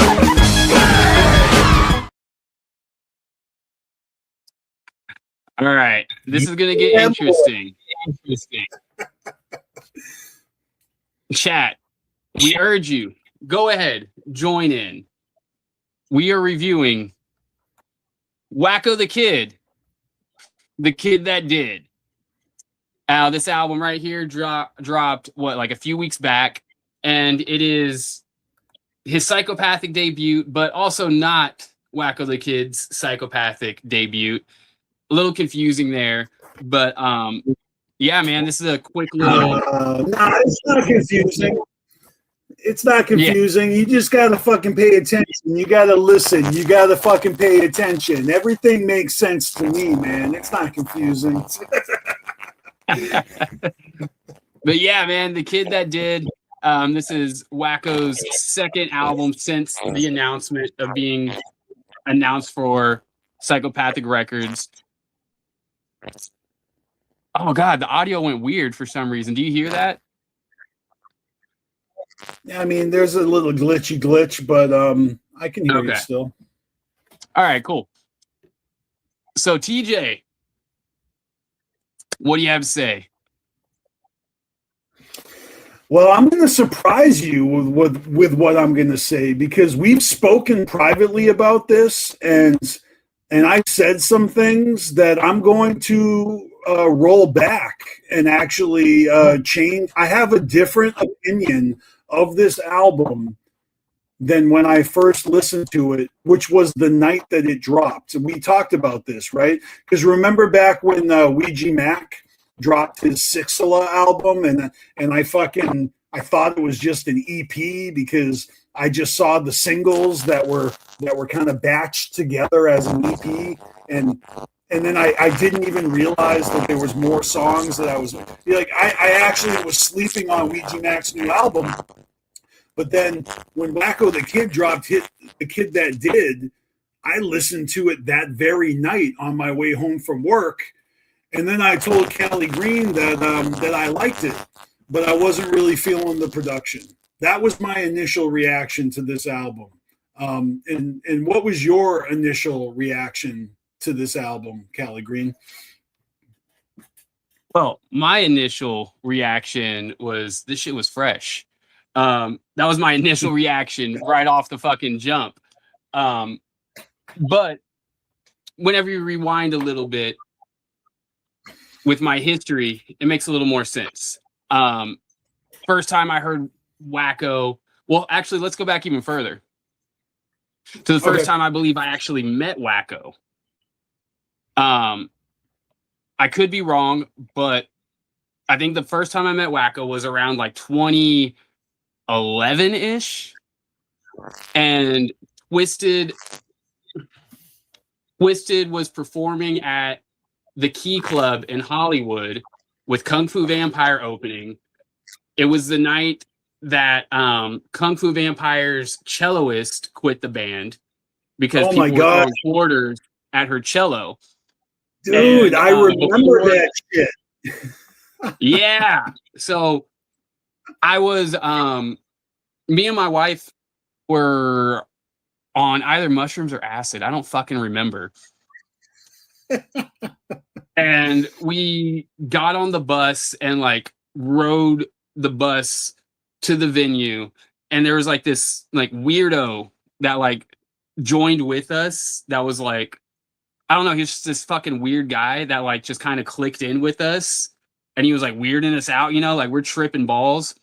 And anyways, we get to like the area and we separate from that guy and we're kicking it behind the Key Club.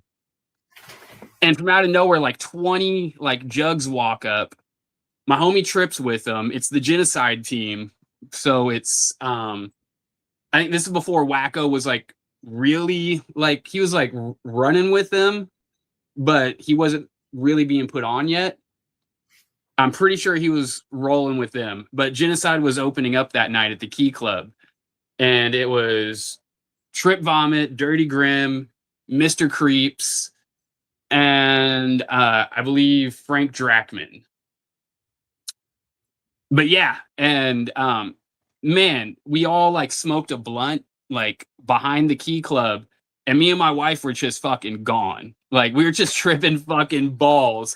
And we're all just kind of like, I have no idea how like we even like mingled in together. You know what I mean? Like type shit.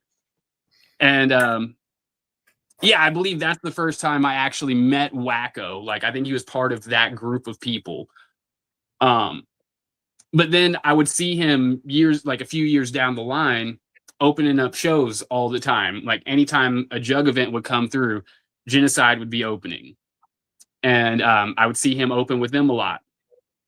And then, hey, continue your story. I'll be back in 1 minute with the new beer, but I'm listening. Yeah. And then, so we're at this place called Los Globos, and I'm supposed to interview Genocide Entertainment.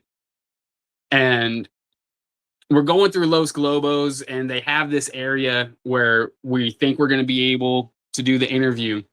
And we go in this room, and we're starting to get the interview going. I think it was Grim and Wacko. So we're getting the interview going, and then we get kicked out of that room by security. They told us, like, hey, you guys actually aren't allowed to be here, even though they're opening. So they kick us out, and we eventually, like, you know, got super fucking wasted. Like, I got super wasted.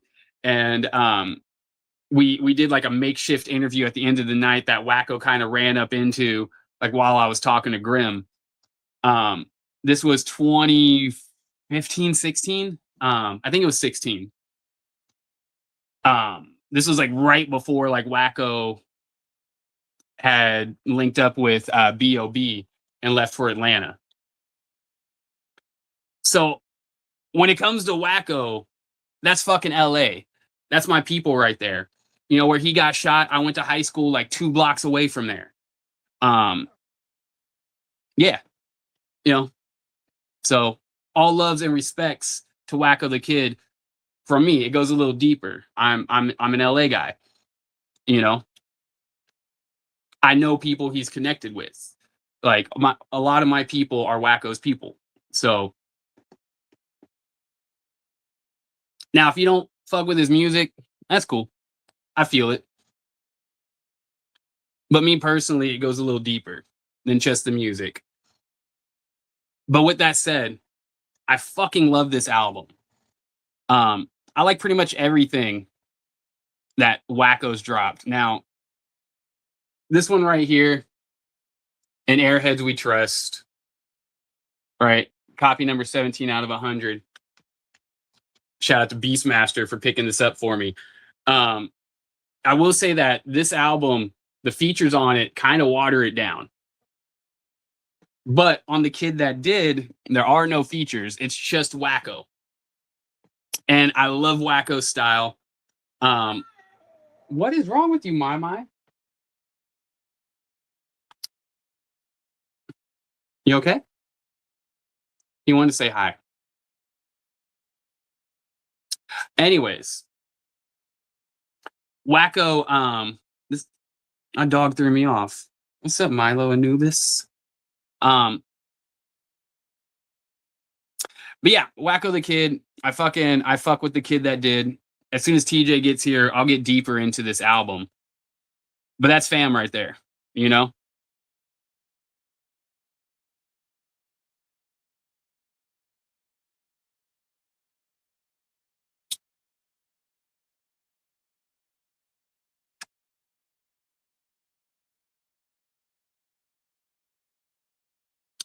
Bizarre. The Kid That Did is fire. Yes, it is.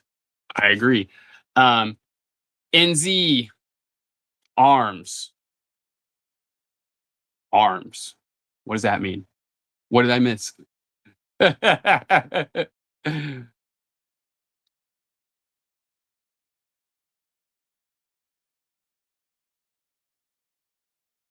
Yeah. Fucking TJ's leaving me hanging here.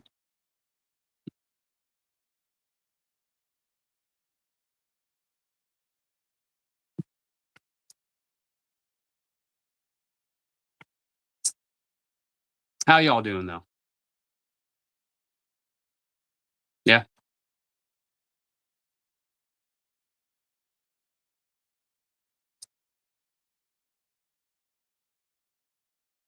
Yeah, if TJ wanted a break, you could have told me.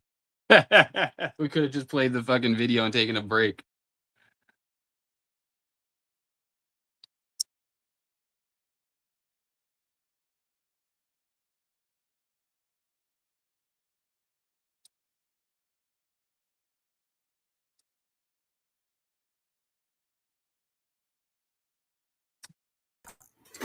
I wasn't leaving you hanging. I was just grabbing a beer, taking a leak, getting my glasses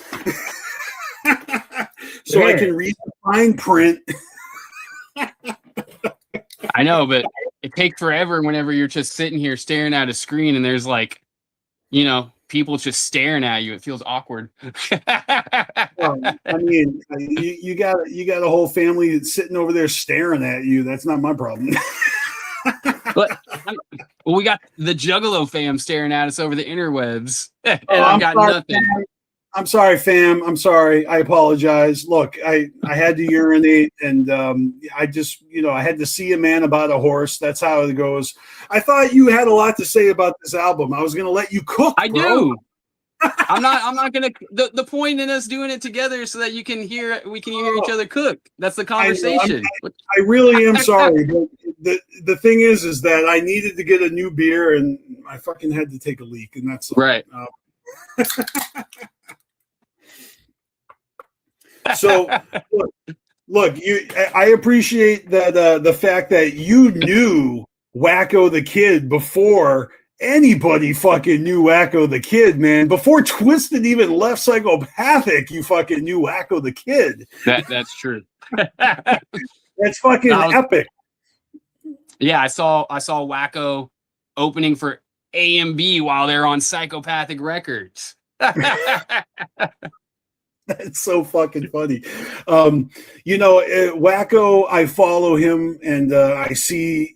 I'm not just talking about like him selling his Airheads and stuff, but like I saw like his throwback that he had a picture with B.O.B. He was like, this was 10 years ago.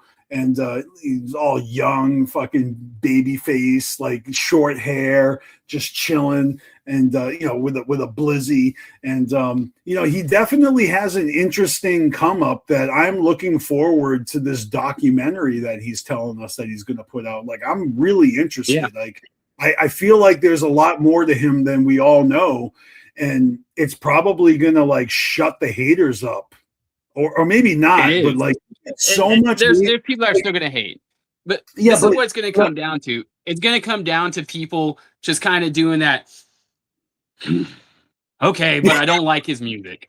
Yeah, but that's what it's going to come down to. But like I said, when I first listened to The Kid That Did, I liked it. But my initial reaction was that I'm not feeling the production. Let me tell you something. When I listened to this album again in preparation to review it, I actually really enjoyed it a lot more.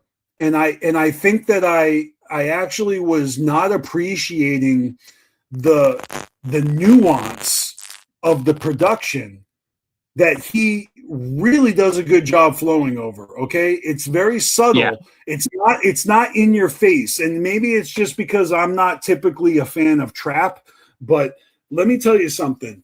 Go Crazy, Put in Work, Coast to Coast. These are some of my favorite songs. And I just want to say that like Wacko has bars. Like he is not fucking so repetitive that it's just like fucking, like filler. It's not. Like he actually has really clever punchlines lacing this fucking album, and I enjoyed it a lot. Like I actually think that I like this album more than In Airheads We Trust, even though that one's got all the fucking features, right? So I was cooking on that a bit, because here's the thing with In Airheads We Trust. This was his debut album, right?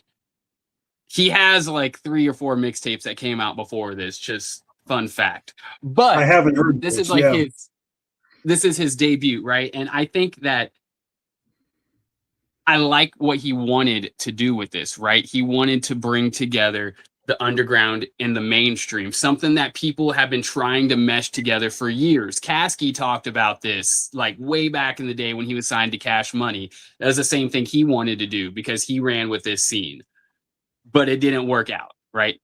I mean, I remember my introduction to Kasky was when he did that song and music video with Twisted. Yeah, so you're right. He was in the scene. Yeah, but I think that the features on this album kind of undercut Wacko. Like people had not heard enough Wacko whenever we got his feature album.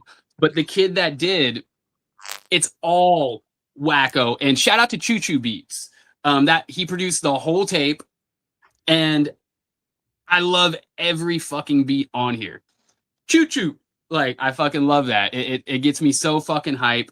Now, he does say some things that are very similar, right? And there are song titles that are similar to songs that he's put out before. I've got a couple examples here. So first of all, Go Crazy, right? Well, if you remember, boom, right here. In Airheads We Trust, we got Going Crazy, right? Completely different song, but similar title. That's interesting. I didn't refresh my memory on that album to pick up on that, but that's a good pick. That's a good thing to point out. But like, totally different songs, right? Mm-hmm. And now there's another one actually. Fuck With Me. Boom. There was a song called Fuck With Me on his Wanted mixtape that he dropped. I believe this was like 2019, 2020, somewhere in there. And totally different song. Once again, this one is like talking to a girl telling her like, hey, you should fuck with me. I haven't heard that. That's interesting. That's funny. So, yeah, but like you're saying, like he's got bars, right? He says like similar things. So real quick, some of my favorite lines that he's got, I'm going to go down the list. On Food for Less, right? Which I love the concept of this track, right? This track, I used to serve at the Food for Less, right? He's out there working at Food for Less, if you feel me, you know? He ain't working in the Food for Less. He outside the Food for Less. Oh my God. I didn't even fucking put that together. I'm such a fucking normie. Oh my God. I literally thought that he was like, that was his fucking, like, you know, his day job. It was his day job. Serving at the Food for Less. Well, I understood by the time you get to Coast, it's very obvious what he's talking about. Yeah. But one of my favorite lines in that song though is sliding up in the Cybertruck. Thomas Edison, I light it up. Yeah, that is good. I just think that shit's fucking hilarious. And then in Go Crazy, my favorite line in there is when he said, tatted up. If what does he say? If you got them tats, then bitch show off them tats. Like, I don't know. It's every time like I hear that shit, that gets me hype. I don't know why.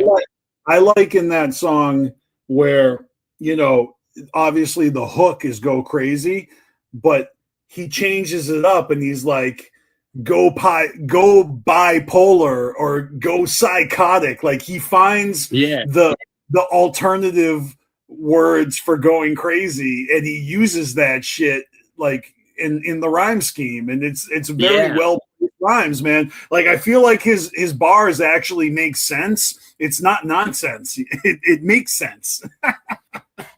Yeah, exactly. And I had to. He says from the Orange Line to the Metro. Now, if you live in LA, you know the Orange Line is this bus, and it follows like it's the Orange Line. It follows like a track, right? Not an actual track, but it follows along, and it goes to the Metro station, and that's where those are my old fucking streets. You know, I used to ride the Metro every fucking day to get to school. Like I said, where Wacko got shot, I went to high school like 2 blocks up the street. So when he's making these references to LA, they hit different. Do you know, like, do we know, like, what the deal is with him getting shot? Because, I mean, I don't know this. Do we have to wait for the documentary to find out about that? Or is he just, like, you know, a little mini 50 Cent? Like, what's up with that? Like, what happened? Well, he they caught him slipping. Like he had all his chains and shit, and more than likely these people were watching his spot, like how he moved, like how he'd pull up or whatever, and he got caught slipping. He can't like North Hollywood. So North Hollywood it's ghetto. It's nice and ghetto at the same time.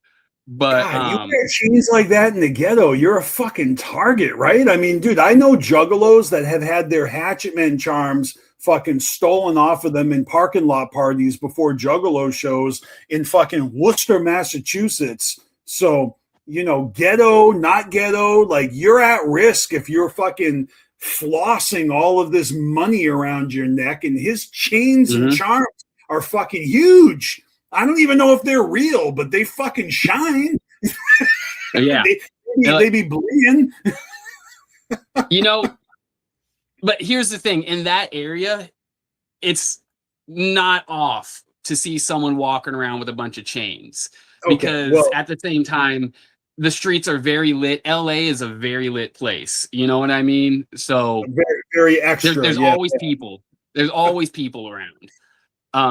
But like right here, Bizarre, he's got the line right there. I was getting all types of paid cockroaches in the microwave, overdose in the hallway, got tweakers at my door all day. This shit is real life, like where I used to fucking live. I mean, that is ghetto poetry right there. And look, I've fucking found ants in my microwave before, and that shit is depressing. Like, how'd you get in there? That's not even. You're gonna die in there. Ants are fucking stupid. When I lived in Van Nuys, which is just right outside of North Hollywood, that's the more ghetto side, right? Our place was so cockroach infested that if you wanted to go in the bathroom, you had to turn on the light at least 15 to 20 minutes before you stepped into the bathroom to let the cockroaches scatter. To give them a minute to evacuate. Exactly. If you, I remember I walked in one time with the fucking pizza and I set it on the counter and went in the fridge to grab a fucking Dr. Pepper, turned around, opened up the pizza box, and it was full of roaches.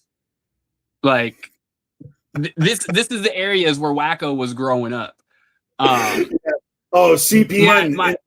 He said it right here. Joe's Apartment. You remember that movie? That was I think that was the first MTV movie. I remember that shit. It was the first MTV movie, and yeah, I lived in Joe's apartment for real. That's fucking Van Nuys all day. Right. Oh my god. Hey, by the way, you just reminded me. This has nothing to do with nothing, but my parents have a dog that will steal food off of the counter if you leave it too close to the edge. And last time I was visiting, we went out to eat. We had those, you get your leftovers in the take-home box. So we had like 3 boxes of leftovers. I didn't finish my food, and I had my leftovers. My mom puts them on the counter, and I took the dog out, to go to the bathroom, take her for a walk. I come back in, I take her off the leash.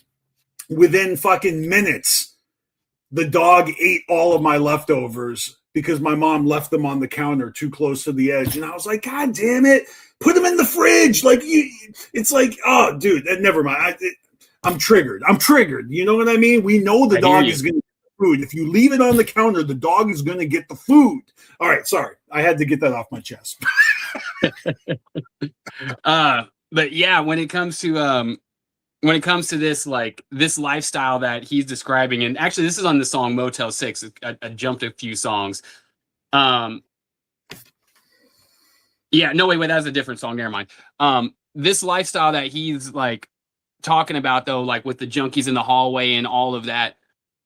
In my wife's old apartment, my wife stepped over a dead body to get into her apartment, not knowing it was someone that was dead.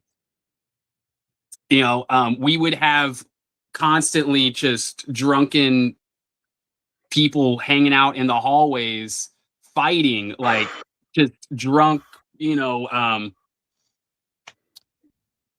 drunk Hispanic people that don't have green cards, to So just be completely honest. Saying that You be thinking that there's like somebody like drunk passed out and it's actually a corpse on the ground. That's fucking wild, man. Yeah, Holy my wife stepped over a corpse thinking it was just one of the drunk, like, fucking regulars that were always crowding our fucking hallways of all nights of the day, like day and night.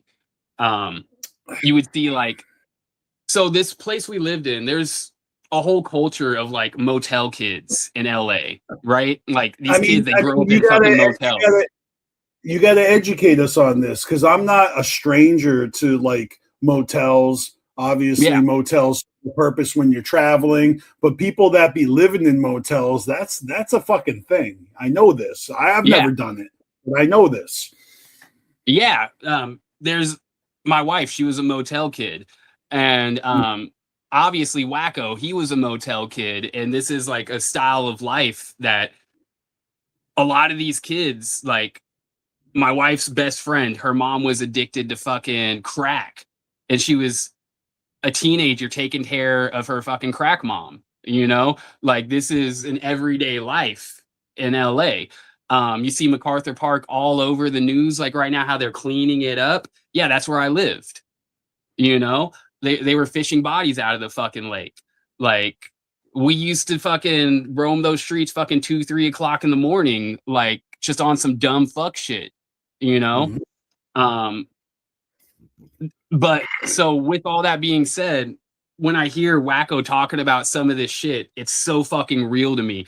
And I like how he's able to flip it though and be like, yeah, that's where I fucking came from. And here's the thing, I know it's fucking real because I fucking know, you know? I actually appreciate that you can kind of like co-sign this because people that hear him rapping, I see haters all the time like clowning on Wacko, like, oh, he's a poser, he's not even a juggalo. I'm like, bitch, have you seen these pictures that he posted of himself jugged out with juggalo t-shirts, like fucking practically brand new fucking puberty yesterday? Like this kid's been jugging forever.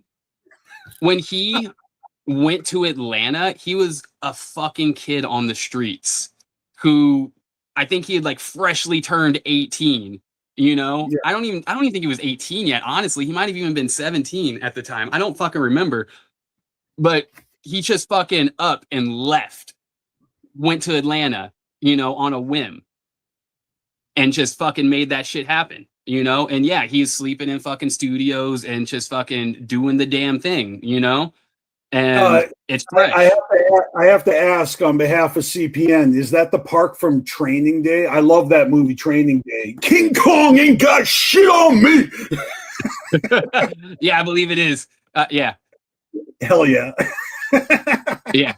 That's my old park. That's what's up. So okay, so we've established Wacko's a real one. And, you know, we're giving him his flowers. You know, this album is damn good. Like I said, I wasn't really fucking keen on the production at first, but upon re-listening to it, I really vibe with this album a lot. And I actually think that I wasn't giving this album the credit it deserves because as I listen to it, like, it's not about it. I don't know. I mean, I don't even know, like, is there a single? I mean, I heard him do some reels where he played some. So it's like I've heard him promoting this shit. But Coast to Coast is such a fucking good song. I've listened to Coast to Coast. Like I've just put it on because I'm just like, let me hear this man. And I fucking love it. Like I love it as a closer of the album. And at first it was like, I think this is my only favorite song on this album, but now I kind of like the whole album. On the song Spring Break, I like the double meaning of like spring break and breaking the springs because, you know, you're blowing backs out on the head. Like it's very clever, man. He's got bars, dude. Yeah. NZ says, but every song sounds like the other. He doesn't mix it up. That's the only issue I have. And then he also says he is hustling, and that's honorable. So this to me, because it is fully produced by the same producer, I see what you're saying. And yes, this is a very, like, every song does have a similar beat to it. But this is, I wouldn't say trap, it's more drill rap.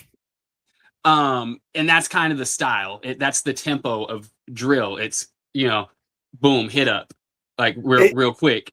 I feel like juggalos have like, there's almost like a status quo that if you're outside of that status quo, it's just garbage to you. You know what I mean? And I'm not saying that everybody has the same taste, but I am saying that I can relate with that because that's kind of the impression that I got. It's like, it's just the same. I mean, I heard people talk shit about Ouija Mac like that. And even though maybe I agree that a lot of songs sound the same, I still kind of enjoy it. Like, you know what I mean? Like, he's got a flow. I'm not trying to make this about Ouija Mac, but these guys are label mates now. And we're going to watch Wacko have his fucking debut psychopathic album called Infinity, right? Where he says that it's going to be all new, produced by Seven Summers. He says it's not going to be fucking trap. He said that all these songs that he put out on Wacko the Kid and in Airhead We Trust were old songs. He said Smoking Weed Till We Die was recorded in like 2016. He said that Go Crazy was recorded in like 2020 or some shit. I forget exactly if that's the song in the year. But my point is that this was his old shit. And everybody who's judging him on this is going to have to fucking reconcile with the fact that whatever he does next is going to be his actual debut on the label. And I'm really looking forward to it because who knows what it's going to be. I mean, I know people maybe are lukewarm on Berserker 187, but I saw all the fucking haters basically saying that Wacko had the best verse over ICP. And let me tell you something. If I ever got a song with ICP and people were saying that my verse is better than theirs, oh my God, what a compliment. So, when it comes to this right here, Berserker 187, the night that this song dropped, I just so happened to have a Juggalo in my car that I was meeting for the first time. And I put this on. Okay. And he got super fucking quiet, like for it. And he was like, what is this? I was like, new ICP, Wacko the Kid, just dropped. And like, I mean, like it had been out for like an hour, you know? And yeah, he seemed to dig it. Like he was fucking with it. But yeah, man, Wacko killed his fucking verse. And I agree, though. He had a good verse. He had a good verse. Like he had a good verse for sure. This Berserker 187 is an ICP song. Like, let's be real. This is an ICP song structured wise, you know? It was almost like this one song had a whole lore to it, like it was a fucking Joker's card. Yeah, right? It was fresh. Like, let's be real here. It was super fucking fresh. That like they're like, you know what? We're gonna introduce him like this, even though we've already like given him a soft introduction. Fago Lovers introduced him. Violent J came out fucking 6 months later and introduced him as signed.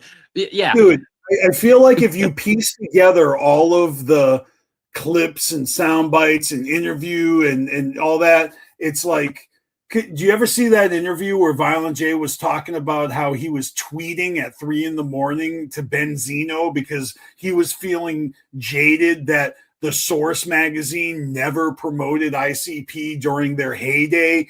And then Wacko hits him up and is like, yo, what are you doing? I'm working with Benzino. He's helping me promote Airheads. And Violent J's like, I didn't know. I apologize. And all of that just almost thrown out there like it's nothing. And it's like, holy shit, like Wacko's working with Benzino? Like, we don't even know the moves this motherfucker's making. We don't know. We don't know. Yeah, man.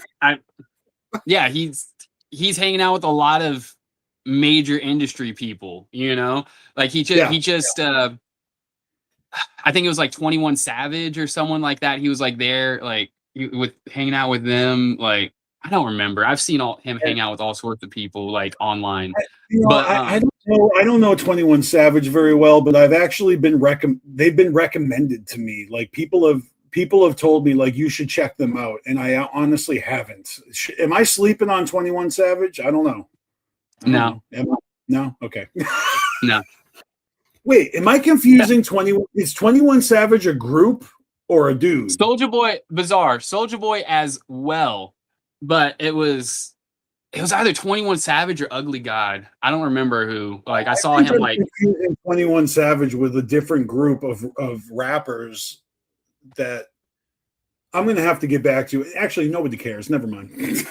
Yeah. But anyways, so yeah, Wacko the Kid that did.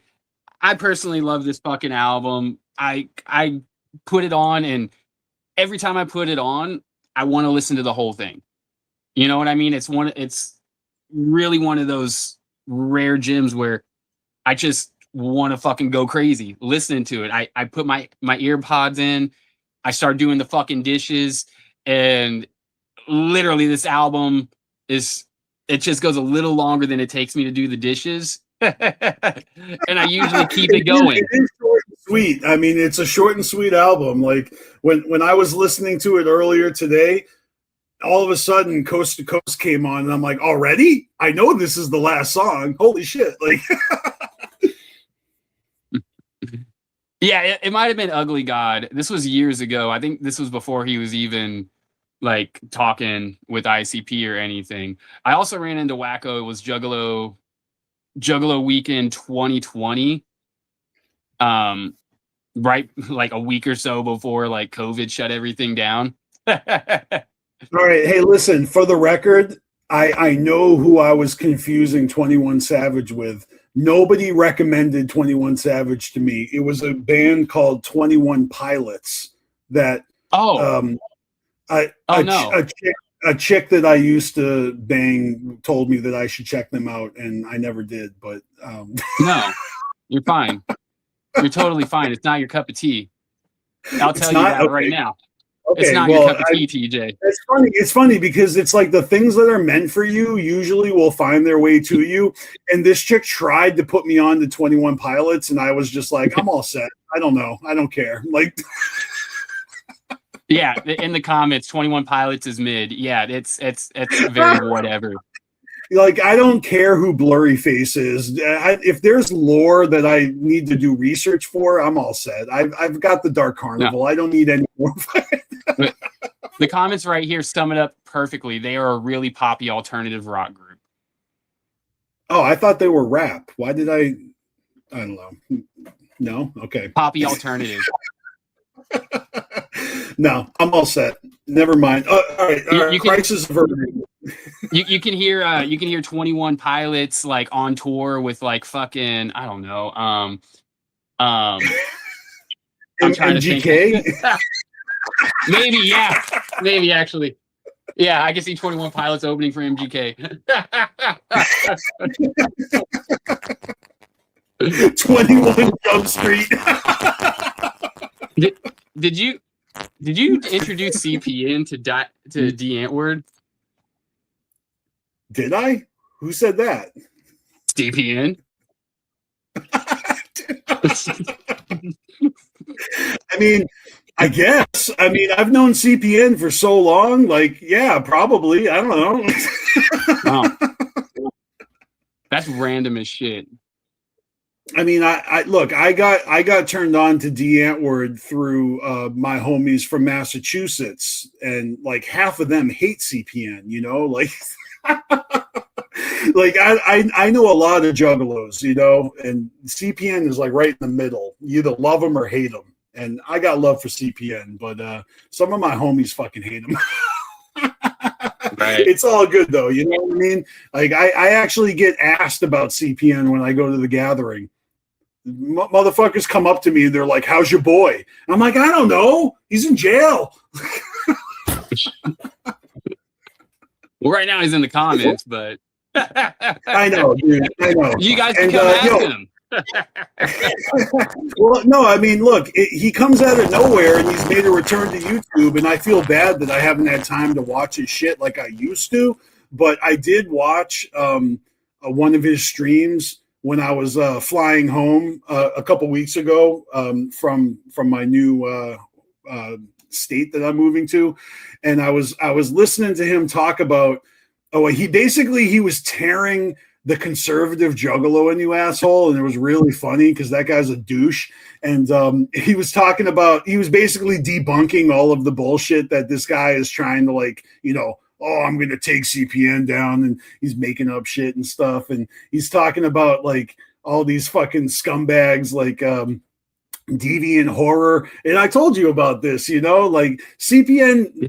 I love the way that he can just logically, basically dismantle people's arguments. And, like, nobody could have known that these fucking idiots were fucking predators. Like, so many juggalos were down with them. Nobody knew that they were fucking what they were. You know what I mean? Yeah. And he actually used Shade as an example. He was like, hey, even Shade went and visited them to do a show, and then they got too high and didn't make it to the show. I told you about that shit. And what were you gonna say, Kelly? I was going to clip that, but I know, and then he made the video private. He deleted the video. We were gonna fucking take that soundbite. Here's the reason why, though, because when all of that shit was going down, I'm the one that was on the phone with Shade while he was fucked up at Deviant Horror's house because I was his manager at the time. Mm-hmm. And that situation is what led to us creating Hecka, because Hecka was originally going to be his next project name. And we're like, dude, like, why don't we make that like our fucking shit, like Hecka Magic? You turned it into the record label instead of just a project. And then we took that whole like PR nightmare and we created a whole lore around it, and that's how we ended up with Shade Hecka. Was out of the ashes of that fucked up situation. So when all of that went down, I don't need the video, it's fine. Yeah, I know, we're talking about it. I mean, basically, it was about it right now. It was just a talking point, and it was funny because nobody knows more than Callie Green, because you literally are Shade's manager. Yeah, so whenever he went to that situation, it was the fuck Rona Fest. Before he went, I'd shipped him 100 CDs that we fucking threw together real quick, and he's supposed to go out there and do. Was that the Metamorphosis CD? No, we just put together. It was a promo CD. Fuck Rona Fest, because it was that was the name of the thing. It was Fuck Rona Fest because it was during Corona. So we put together this like little compilation, like 5 songs. Gotcha.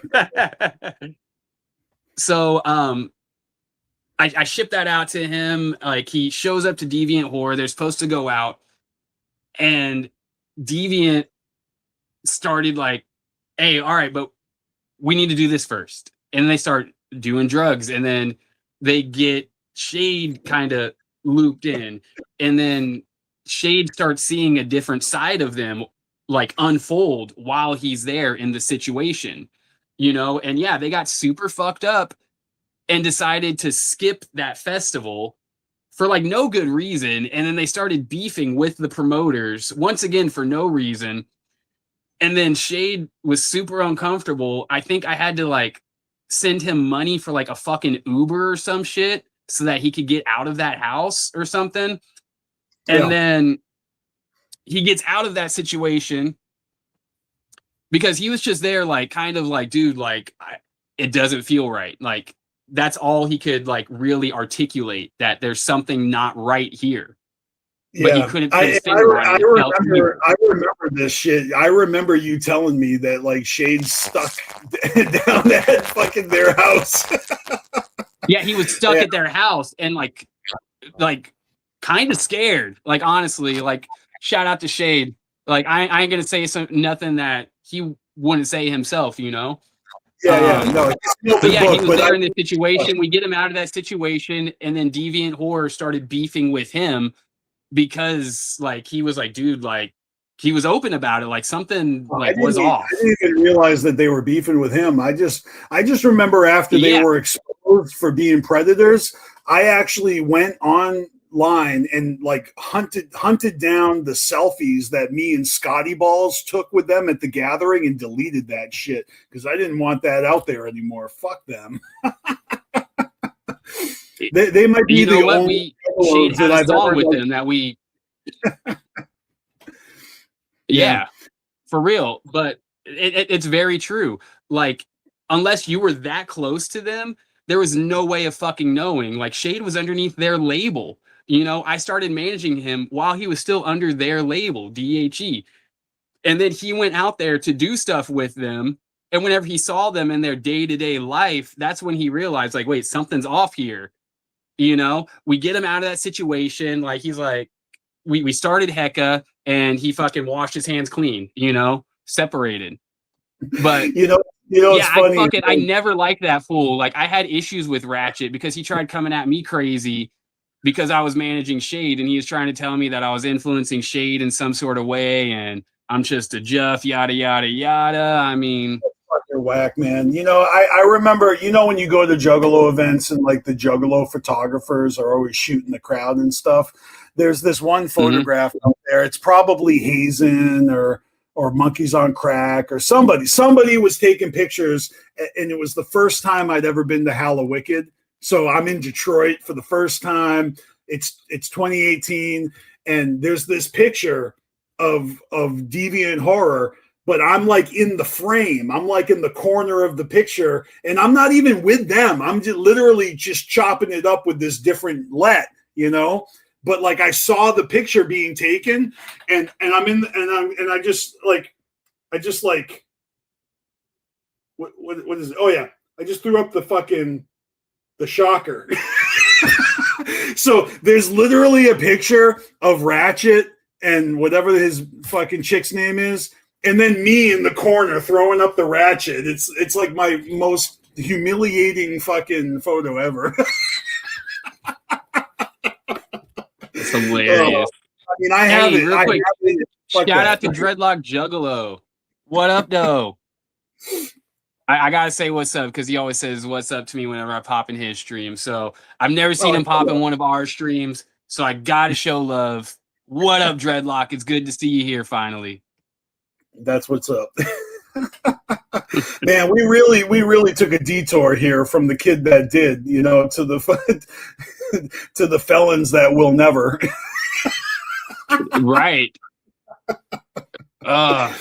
I could have flipped what you just said into something so horrible, and I stopped myself. Yeah, let's not go there. You know, because there's always a new pedo to fucking bash at the gathering. Anyone out there looking for that rhino fuck? God. Anyways, now that we have ended that whole detour, and yeah, I just wanted to I wanted to touch on that because that did come up recently, and I've seen, like, for whatever reason, Deviant Horror has come up multiple times in the last few weeks. So I thought I'd speak on that because I never really got to speak my piece on it. No doubt. Yeah, so really to get back to the topic at hand, you know, we need to rank the kid that did. What do you say we pull up our ranking graphics? Is that what we're calling them? Ranking? No, the tiers. We gotta show the tiers. Yeah, let's go. So I'll roll first. This is my old tier list right here. Okay. Last one we did was Darby O'Trill's album, which you see where the fuck that Darby Willow is at. It's up there in the S tier. The tippity top, yo. The tippity top. And it don't get higher than that. Now, this album right here, where the fuck am I going to rank it? I got to say that this album goes right next to that album. Oh, shit. And yes, all Darby albums do go in the S, for the record. The reason I put this here is because this shit is just so fucking hype.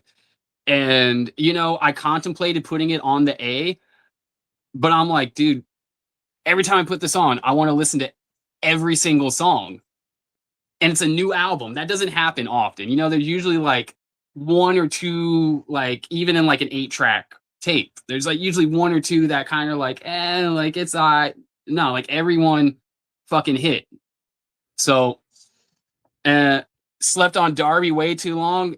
Hey, go check out Darby's first interview from 2017, 2018 that I did with him.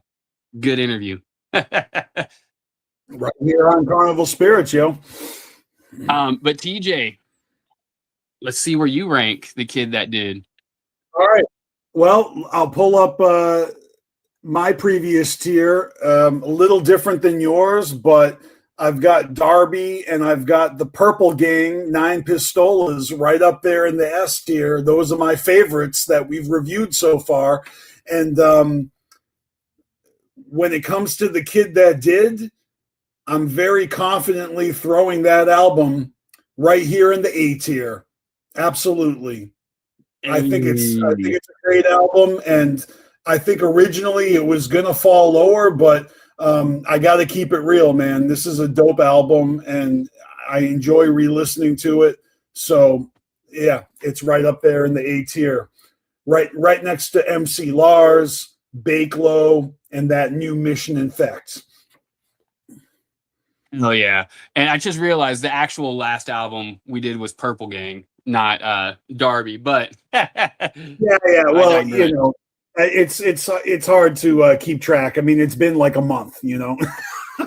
Yeah, since we did the last album review. I know. Well, do you want to spin the wheel and just see what we will be doing? Yeah, we should spin the wheel, man. Absolutely. All right. Give me a second to pull up the website. Tell everybody how they can get an album added to the wheel if anybody here is new. All right. So for anyone new, what we are about to do right now, we are going to pull out the Wheel of Freshness. What is the Wheel of Freshness?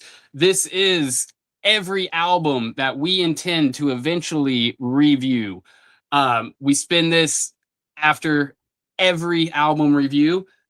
Let's see what the fuck we get next. But if you would like to have an album added to the wheel, you can either drop a super chat requesting what album you would like added, or if you are a channel member, then you get one ad right now for free.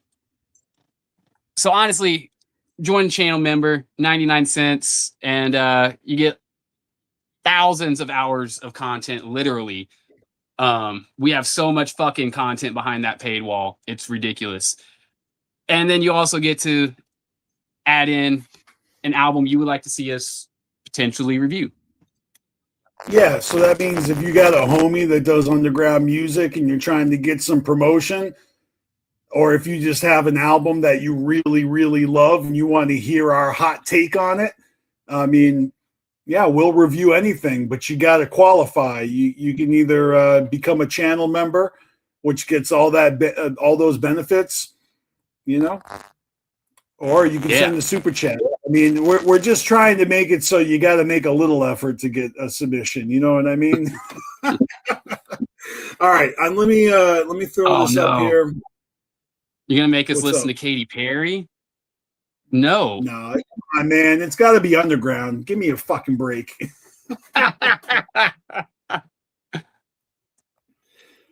All right. Here, hold on. Why isn't it? Here we go. Got it.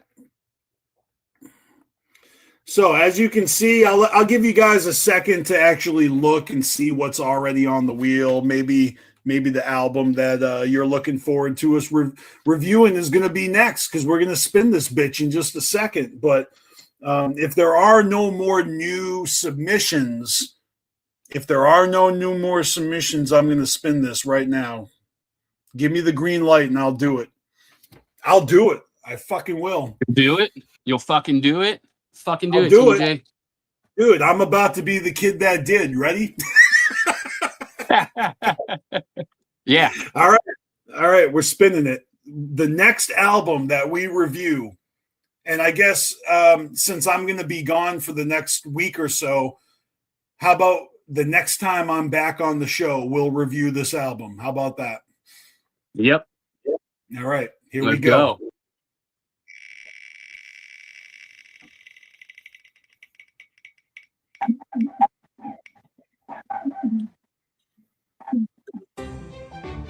Yeah. Nice. That's what's up, All man. Gloom Unit. House of Gloom.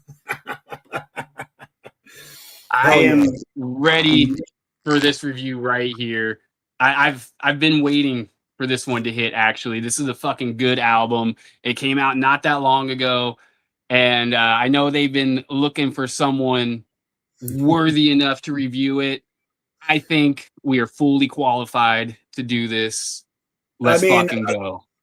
Acetone literally asked if we would do this, and I told him we would. I just didn't tell him how we were going to do it. We're going to put you on a wheel, and we'll do it when we spin your when you spin your album. We'll get there eventually. Well, we're getting around to it, you know. I know. I he's probably over there fucking like cursing my name because he's like, Beastmaster said they were going to review it, and he hasn't yet. Well, we didn't spin the wheel yet. All right, cool. I'm glad it finally came up because I have been looking forward to doing this one. This is a good one. Yeah. Yeah, I'm looking forward to this. And shout out to that new Gloom Unit. Well, shout out to Gloom Unit, their new track with Shaggy the Airhead. That shit was fire. And then oh yeah, by the way, doesn't Wacko have something coming out with fucking Darby?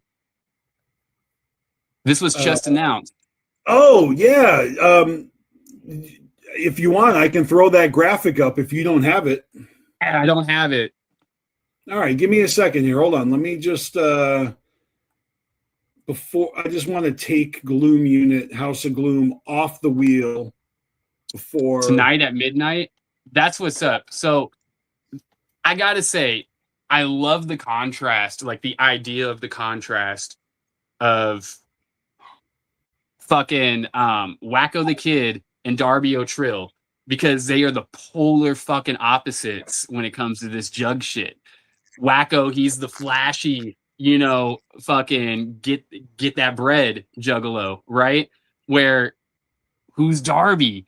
He's the fucking dirty swamp fucking guy, right? Like the scrubby swamp rat. That's Darby. Right? So it's the polar fucking opposites, I'm excited to see what the fuck they've got cooked. Yeah, and hold on, I'm about to show you guys the I just know that I fucking shared it today, so I'm going to my own profile because I shared this shit. Let's see here. Juggin on a Monday. Oh, I shared my spasmatic can that I have in my refrigerator for 19 years today. Here it is. The fucking Holy Grail.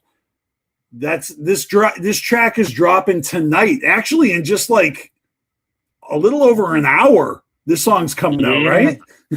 That's right. We got about an hour and less than 20 minutes. An hour, 18 minutes. All right. I'll just point out one thing here. This is a post from Wacko. And if you look in the comments there on the side, Darby commented in all caps, "So you want to live forever, huh?"